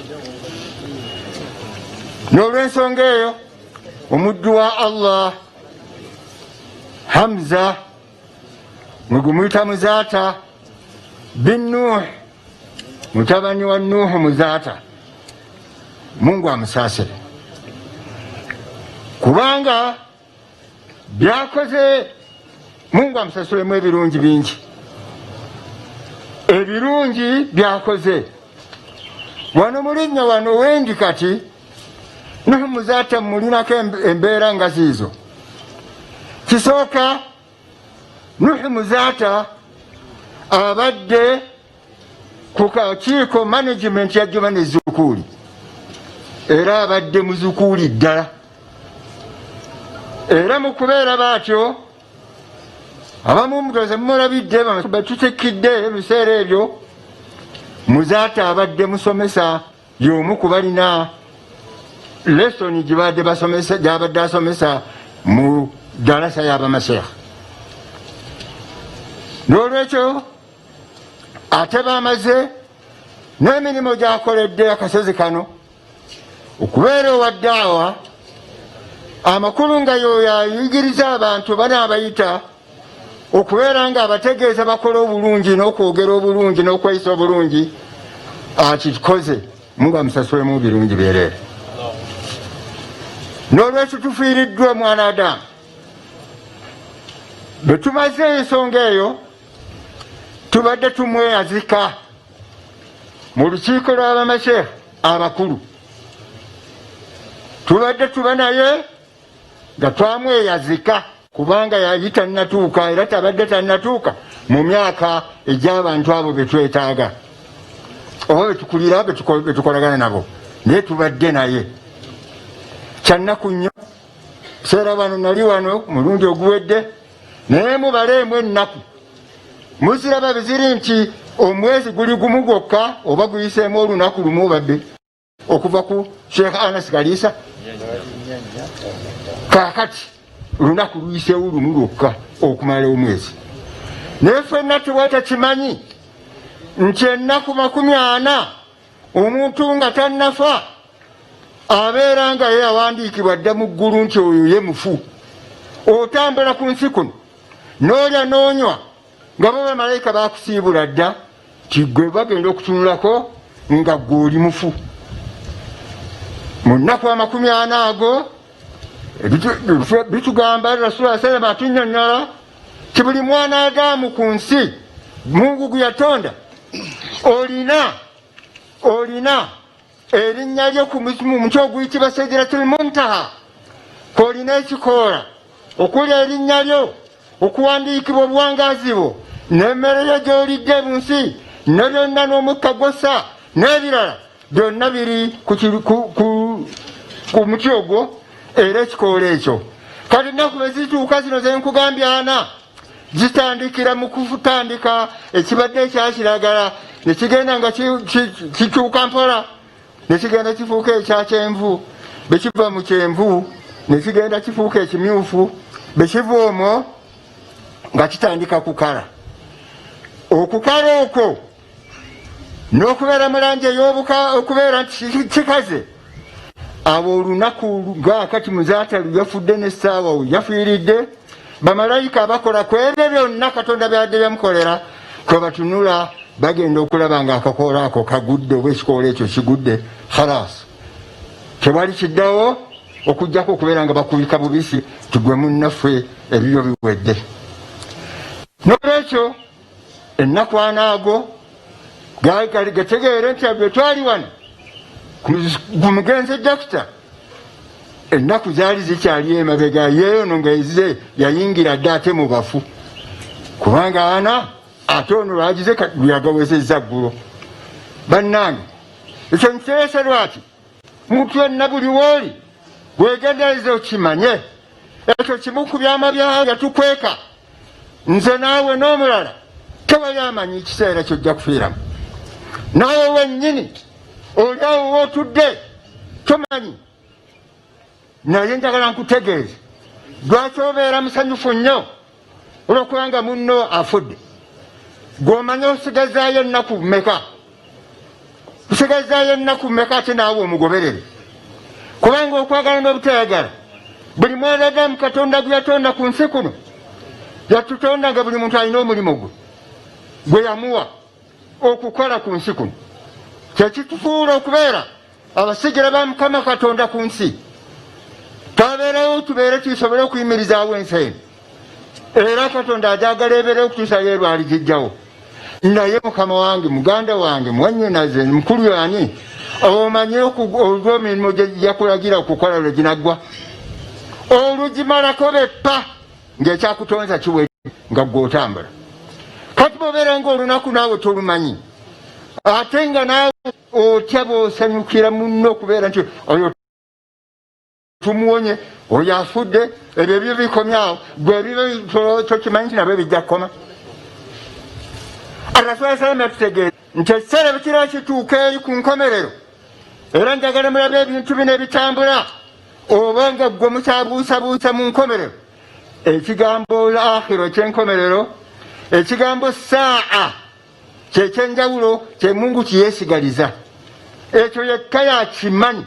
Yasalunaka ani saa, bakubuuza, Mungu agamba Nabi Muhammad mu Qur'an n'amugamba nti bakubuuza ani saati ayyaana marusaaha, dira eneebeerawo, qul bagambe ilmuha inda rabbi, Mungu yekka yalina okukimanyi. Naye ate okugamba nti ebiseera bya nkomerero ate nabbi yabyogera ne Qur'an n'ebyogera. Naye mu ebyo kyenjagala okubategeeza, Nabbi Salama yagamba ti enkomerero eriba eri kumpi kutuuka, abantu bagenda kuggwamu obwesiga. Njagala kakati omuntu otambule ono n'omwesigwa mu nsi bano gw'oyinza okukolagana naye bataakubule nga gw'oli wa mukisa munene. Era Rasulullah yatugamba tekiseera ekyo kiriba kituuse omuntu agenda kutambula emyaka oba ebyalo ebiwerako ng'anoonya omuntu omu yekka omwesigwa gw'anaakolagana naye amubule. Bw'obanga gw'otambulina ng'okyawezaayo 10, Mungu mwebaze era tegeera nti ekiyama tekinnaba. Naye bw'obeera nga bw'otyo bw'ofaananye kimanye nti essaawa yonna naawe ogenda era n'ekiyama nti enkomero y'ensi etuuse okuzingako. Ani atalaba ebintu embeera gye tuyitamu buli kintu kyonna bwe twali tukisuubira oba twali tukimanyi si bwe kikola. N'olwekyo eyo yonna bubuliro bwa nkomerero. Kaakati munno gw'ogamba nti yakoze bino yakoze biri ne bibanga birungi, enniya eno gye tuleeta yefuula ebirungi okubeera ebirungi, ate byokola ebirala enniya gy'oleeta yebifuula okubeera ebibi.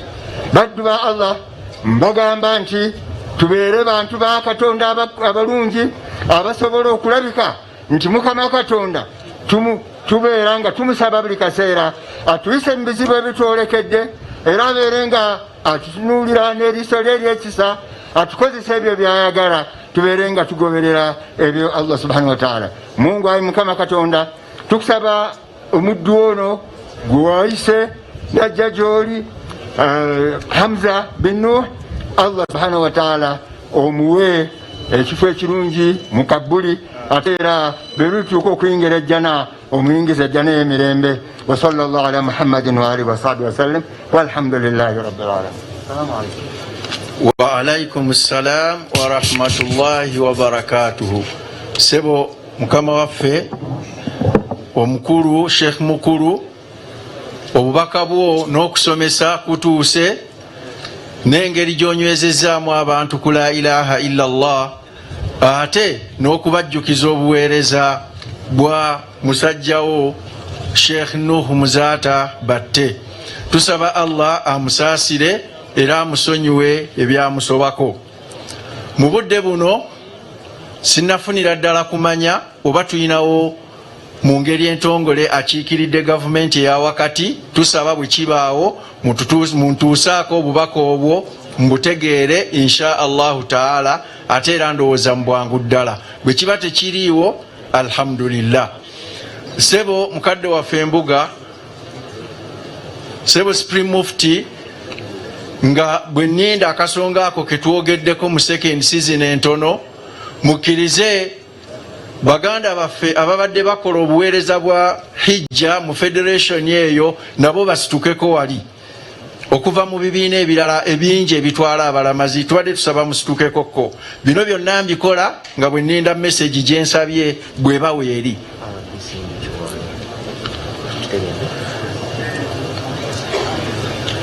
Alhamdulillah, bebo bebabadde baweereza nabo. Era ne mukadde waffe Haji Muhammad Wamala takuba, naye ali ku nsonda awo yazze mu mikono ne bamutuusa nga tasobola butabaawo, kubanga y'omu muba Muzata and others awanikeko ku mukono. Sebo wa alaikum assalam wa rahmatullahi wa barakatuhu. Era nziramu okutangaaza nti tufunye abatuwandiikidde obubaka bangi, babuwandiise mu kubagiza Supreme Mufti. Tusaba obwo bulisivingibwa office ya Supreme Mufti.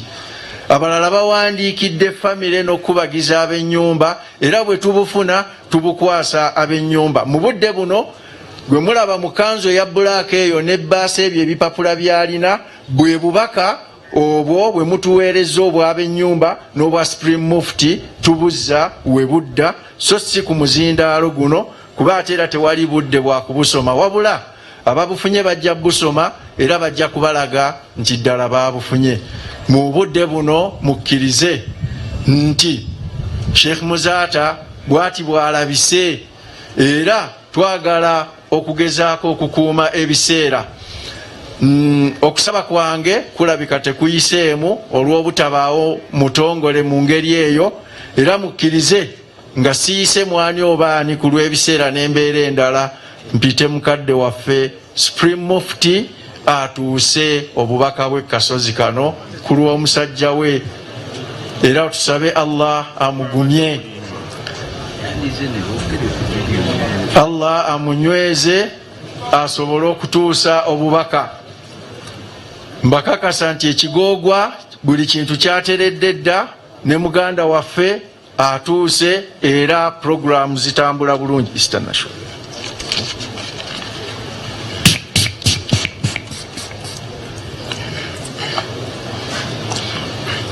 Bismillahir Rahmanir Rahim. Alhamdulillahil Qa'il إنا نحن نحيي ونميت وإلينا المصير. وقال عز من قائل وما تدري نفس ماذا تكسب غدا وما تدري نفس بأي أرض تموت إن الله عليم خبير. صدق الله العظيم.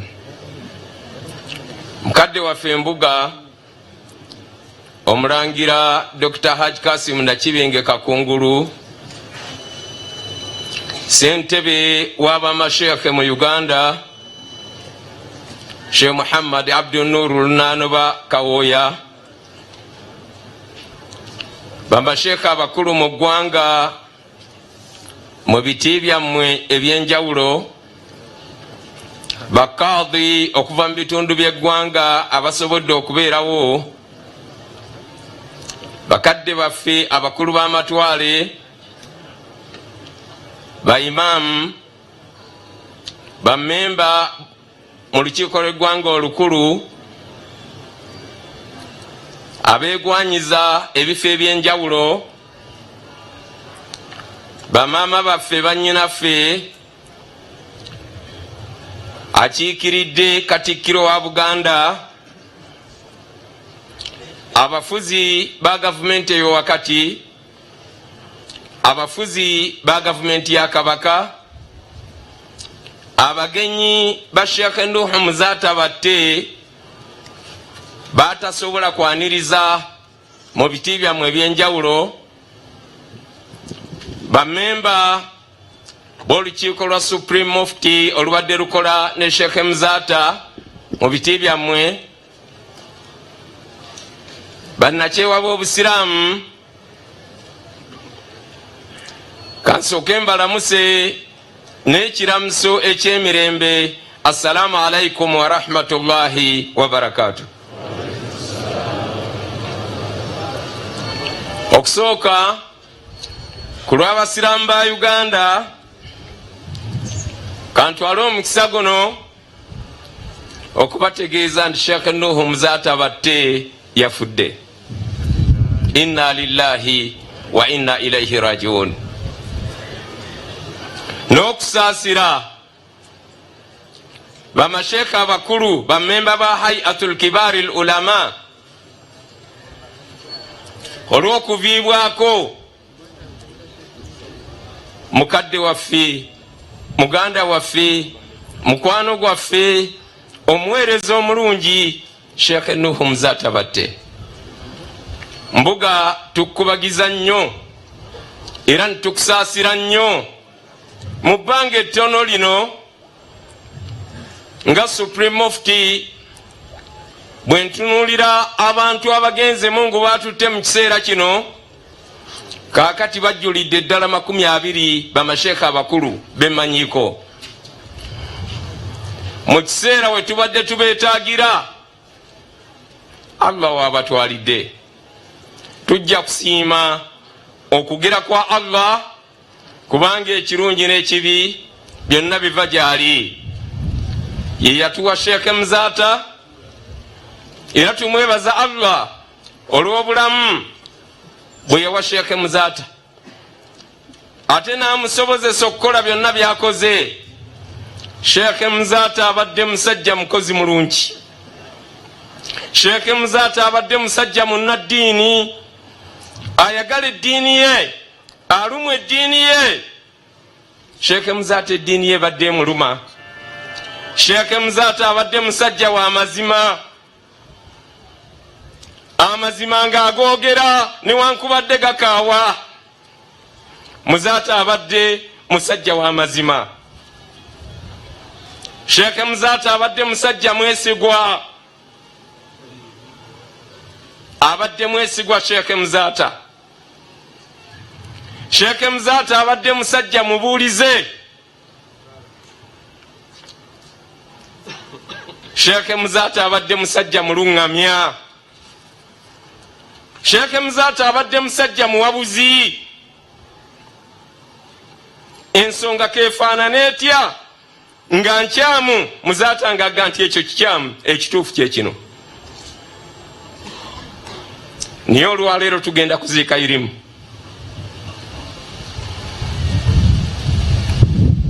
Tugenda kuziika irimu.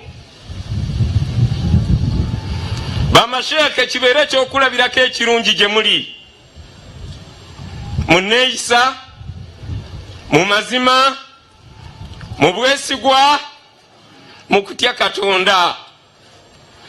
Naye tufiiriddwa nnyo Sheikh Muzata.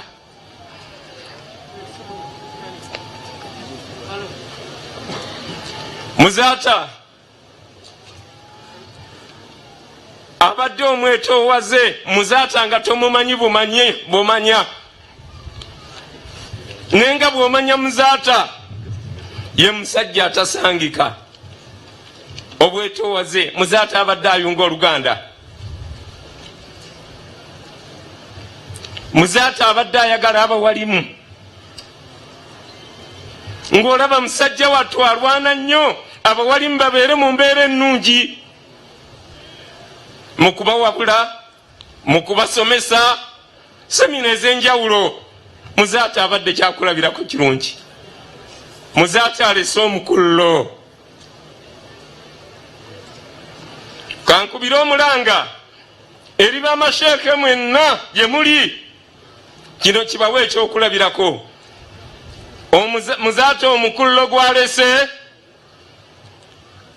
kijja kumusanyusa gyali ne maaso ga Allah senga omukullo ogwo munagutuukiriza ne mugenda mu maaso era ne mugutwala mu maaso jajjaffe embuga sebo ssentebe wa hayatul kibaru ulama ne bamemba ba hayatul kibaru ulama tubakakasa Sheikh Muzaata wakomye tujja kwongera amaanyi mangi mu kuweereza obusiraamu insha Allah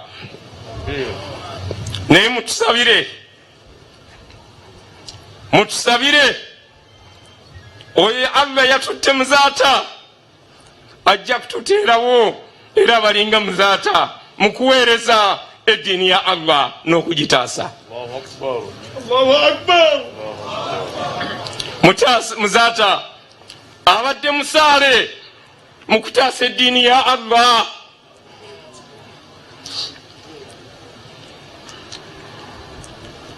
nga tasaagira ng'era takkiriza oyo yenna asaagira ku ddiini ya Allah gizanyisa n'ogityoboola olw'obulungi obwo Muzaata bw'abadde akola ayi Allah bufuule ennunuzi emuyingize jjana.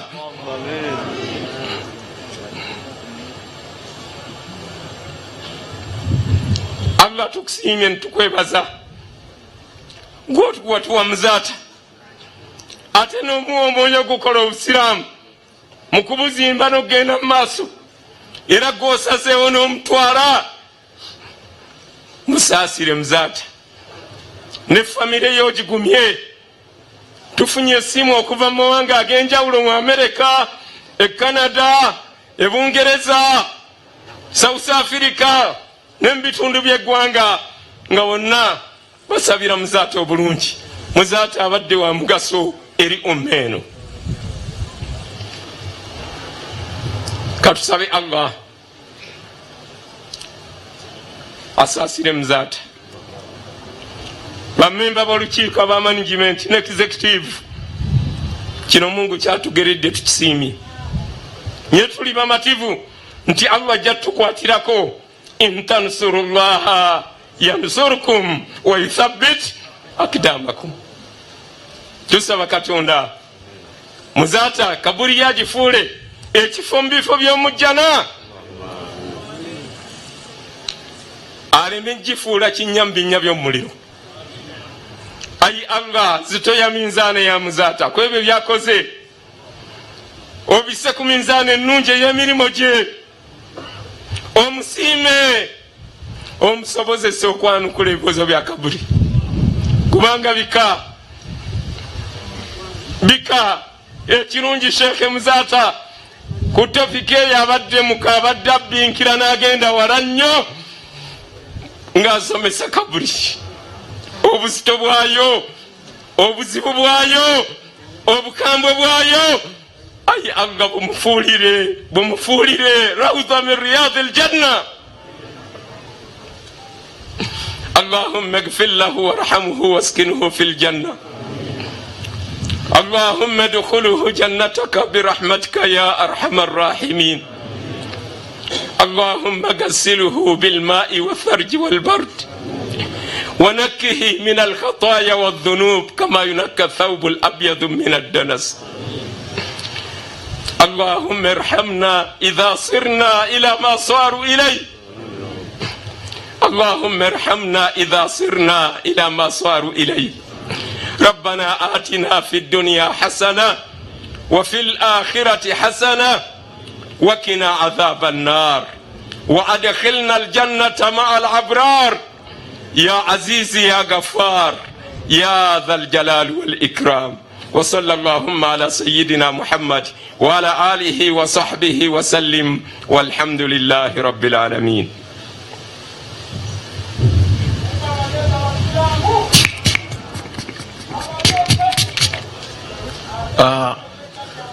obwo bwe bubadde obubaka n'okusomesa kwa mukadde waffe Supreme Mufti, era gyatuuse mulabyeyo ne gyatannatuuka musobola okuteeberezaayo ku lw'embeera n'ekiseera kyalimu olwa musajja we. Tusaba Katonda akugumye na bonna be muweereza nabo obuweereza busobole okugenda mu maaso insha Allahu taala. Mu budde buno bannange nga tussa ekitiibwa mu nkola egoberera enteekateeka n'okuuma ebiseera, mukkirize nga siyitidde wano oba wali, era n'abalina obubaka bwe baleeta babuze gye bulina okulaga, tuyite mukadde waffe Mbuga omuku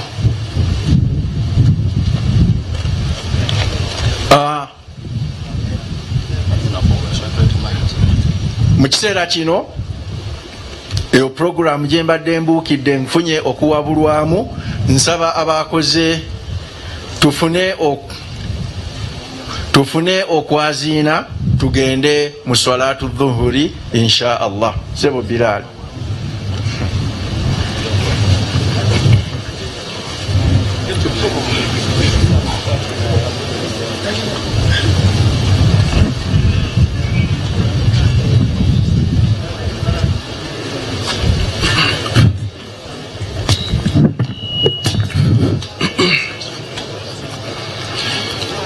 الله أكبر الله أكبر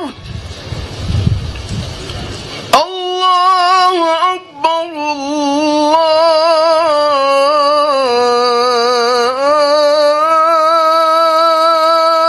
الله أكبر. أشهد أن لا إله إلا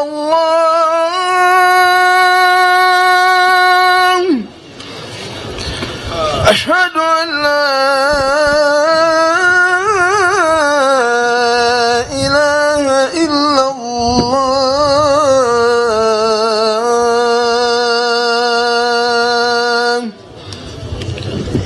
أشهد أن محمدا رسول الله.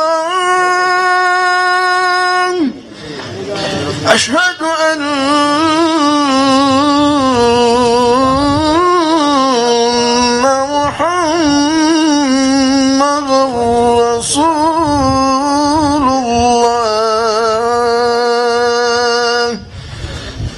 حي على الصلاة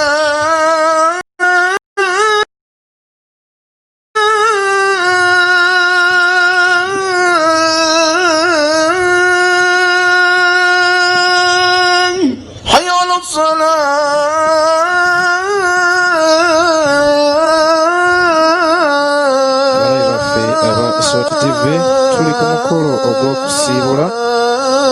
Sheikh Muzata wano ekibuli ku muzikiti era nga gukyagenda maaso kusaba okusala bwe kugwako tugenda kubanga tufuna ebigambo okuva ewa mukadde waffe Kasimu Nakibinge Mbuga, naye nga mu kiseera kino bakyagenda maaso obaolyawo ano ku mukolo nga bwogenda maaso n'okuwulira. Sheikh Muzata ayogerwako oyinza ogamba nti y'omu ku bantu abaali ku lisiti yaabo abateekebwako okulabika nti battibwa mu biseera by'emyaka egyo egya 2013, 2012 ne 2014 yateekebwako ku lisiti ey'abantu abaali tageti zaabo abaali bagenda maaso n'okutta bamasheeka mu basiraamu, era nga y'omu ku bayinza okugamba nti abasimatuka enjega n'embeera eyaliwo mu kiseera ekyo, naye nga mu kiseera kino ate Mukama yamujjuludde mu bulamu bw'ensi eno. Bingi ebimwogeddwako nga bamugenze maaso n'okulabika nti muwulira ensi agikoledde ebingi n'okusingira ddala obusiraamu nga bwe bityo bwebitambudde. Tuli butereevu ku SOT TV tugenda maaso n'okulabika nti obaolyawo tubatuusaako embeera nga bweyimiridde wano we tuli omulabe waffe owa SOT TV. Ebyafaayo bye bingi nnyo nnyene ddala era olw'ebyo ebingi byakoledde obusiraamu era nga ebimwogerwako nga bwozze owulira bingi nnyo nnyini ddala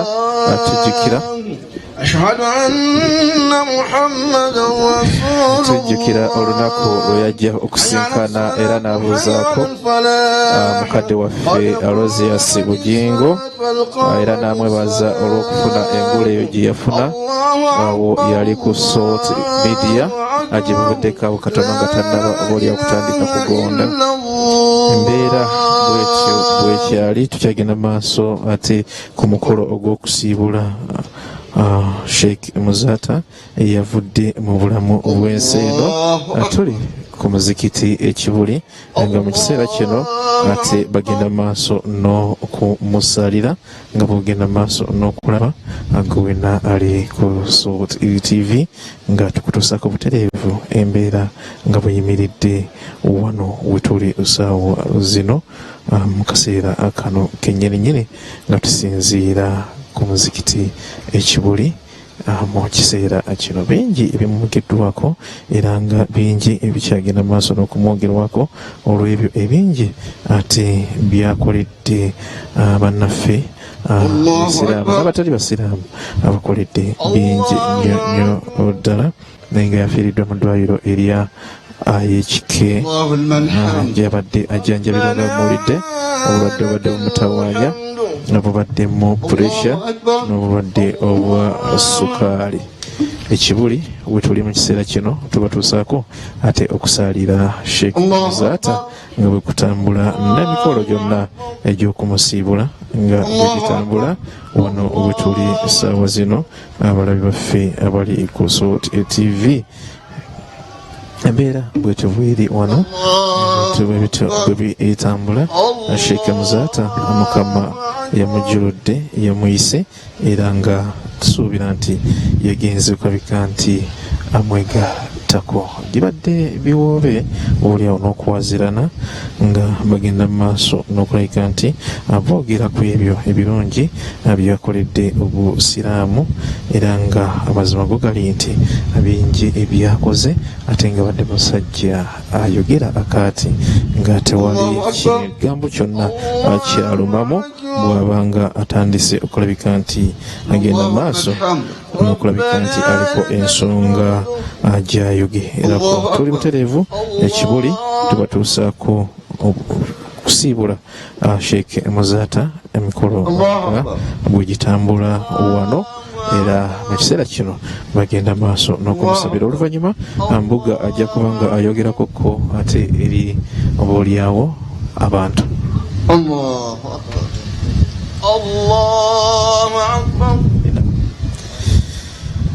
Mbeera bwetyo bwekyali wano tuli butereevu ku SOT TV emikolo gya kusiibula Sheikh Muzata gye tulimu ssaawa zino era nga ensonga bwe zityo bwe zitambula. Ebyafaayo bye bingi nnyo nnyene ddala. Ebyafaayo bye bingi nnyo kubanga Sheikh Muzata Batte yazaalibwa myaka egyo egy'ataano era nga yazaalibwa omugenzi Adam Muzata wali ebwayise mu Lufula zooni okuliraana ekimombasa era nga ekifo ekyo kyennyini ekyekawempe okusinziira ku boogezi abangi mwagenze maaso n'okkulira kigambibwa nti taata we omugenzi Adam Muzata era nga yali esheeke era naye yali akola kumpi ng'omwana byabadde akola mu busiraamu mu kiseera ate kyeyabeerera ate mu bulamu bw'ensi eno. Gambye nti bingi ebimwogerwako n'ebingi byakoledde obuliawo obuyisiraamu era nga bingi ebijagenda mu maaso n'okumujjukirwako mu kitundu ekyo ekyebwoyise abadde akyogera lunye gye yakulira era nga gye yazaalibwa era nga akirwaniridde nnyo nga mu bigambo bye ate abadde tajjaamu bigambo ebyo. Taata we y'omu ku batandisi amasomero g'obuyisiraamu agasomesanga Qurani era nga y'omu ku batandisi b'essomero erya Bilal Islamic School mu bitundu ebyebwayise okusinziira ate ku byafaayo bye tugenda mu maaso n'okulabika nti tufuna be bamu ku batandika essomero eryo erisomeseza ennyo Qurani n'okusomesa obuyisiraamu sayidi eyo era nga abantu bangi abamuyiseemu. Zaata kati omugenzi yabeera nnyo mu bitundu ebyawandegeya eyo era nga ku muzikiti ogwo mu butuufu bagamba nti mu myaka gya 1979 ate muyasinga nga okubeera oluvannyuma n'agenda okusoma ate Qurani mu bitundu eby'e Madina mu yunivasite eyo ate gye yava okudda n'atandika emirimu egy'enjawulo. Mu 1982 Sheikh Muzaata Batte yamaliriza emisomo gye mu Bilal era wano yagenda neyegatta ku University ya Madina nga bwekugambye e Saudi Arabia era eno gye yajja ate ekitiibwa ekya Sheikh nga bwe tuzze tugamba nga wano abadde akulira daawa nga bwe tubadde era tukulaga agowenna ali akuso TV nkugamba nti obudde bwonna tugenda kuba nga twegatta ku mukulu Kasimo Nakibinge agenda kubanga naye aliko ate obaka bwatutuusaako wano tuli butereevu akuso TV tugenda maaso okutuusaako embeera nga bwefaanana eno ndaba akakuba akalinga akagala okutonnya naye nga ate omukolo ogw'okusaala nagwo gulabika guwedde era tugenda kuba nga tukutuusaako mukulu omulangira era mbuga Kasimo Nakibinge oluvannyuma emikolo atugikomekereze. Tuli butereevu ku Soti TV. Atukulembedde ye disitulikaazi wa Greater Mukono kyenakoze ensobi nenjiyita West Buganda mu nsonyiwe ku lwekyo. Weebale nnyo weebalire ddala mu budde buno bannange tekyetaaga kukyusa na kifo ky'otuddemu wabula tusaba abakoze ku jeneza ya muganda waffe bamuleete kyekiseera tubeere nga tumusaalira era tumusabire. Buli omu tereeza enniyayo tutuuke ddala ku kinyusi n'omulamwa gw'olunaku. Kya musunna bw'oba toyina bulemu ejjeneza bw'eba ejja okuyimirirako era bw'eba etuuse mbategeeza nti omugenzi okufa yakumanya era n'alaama mukadde waffe Sheikh Abdallah Bakasambe Mpiima Sheikh w'ennyumba ye okubeera nti yakulemberanga ejjeneza ye ejjeneza ye. Ssebo mukadde waffe tukusaba osembere w'ogenda okutukulemberera.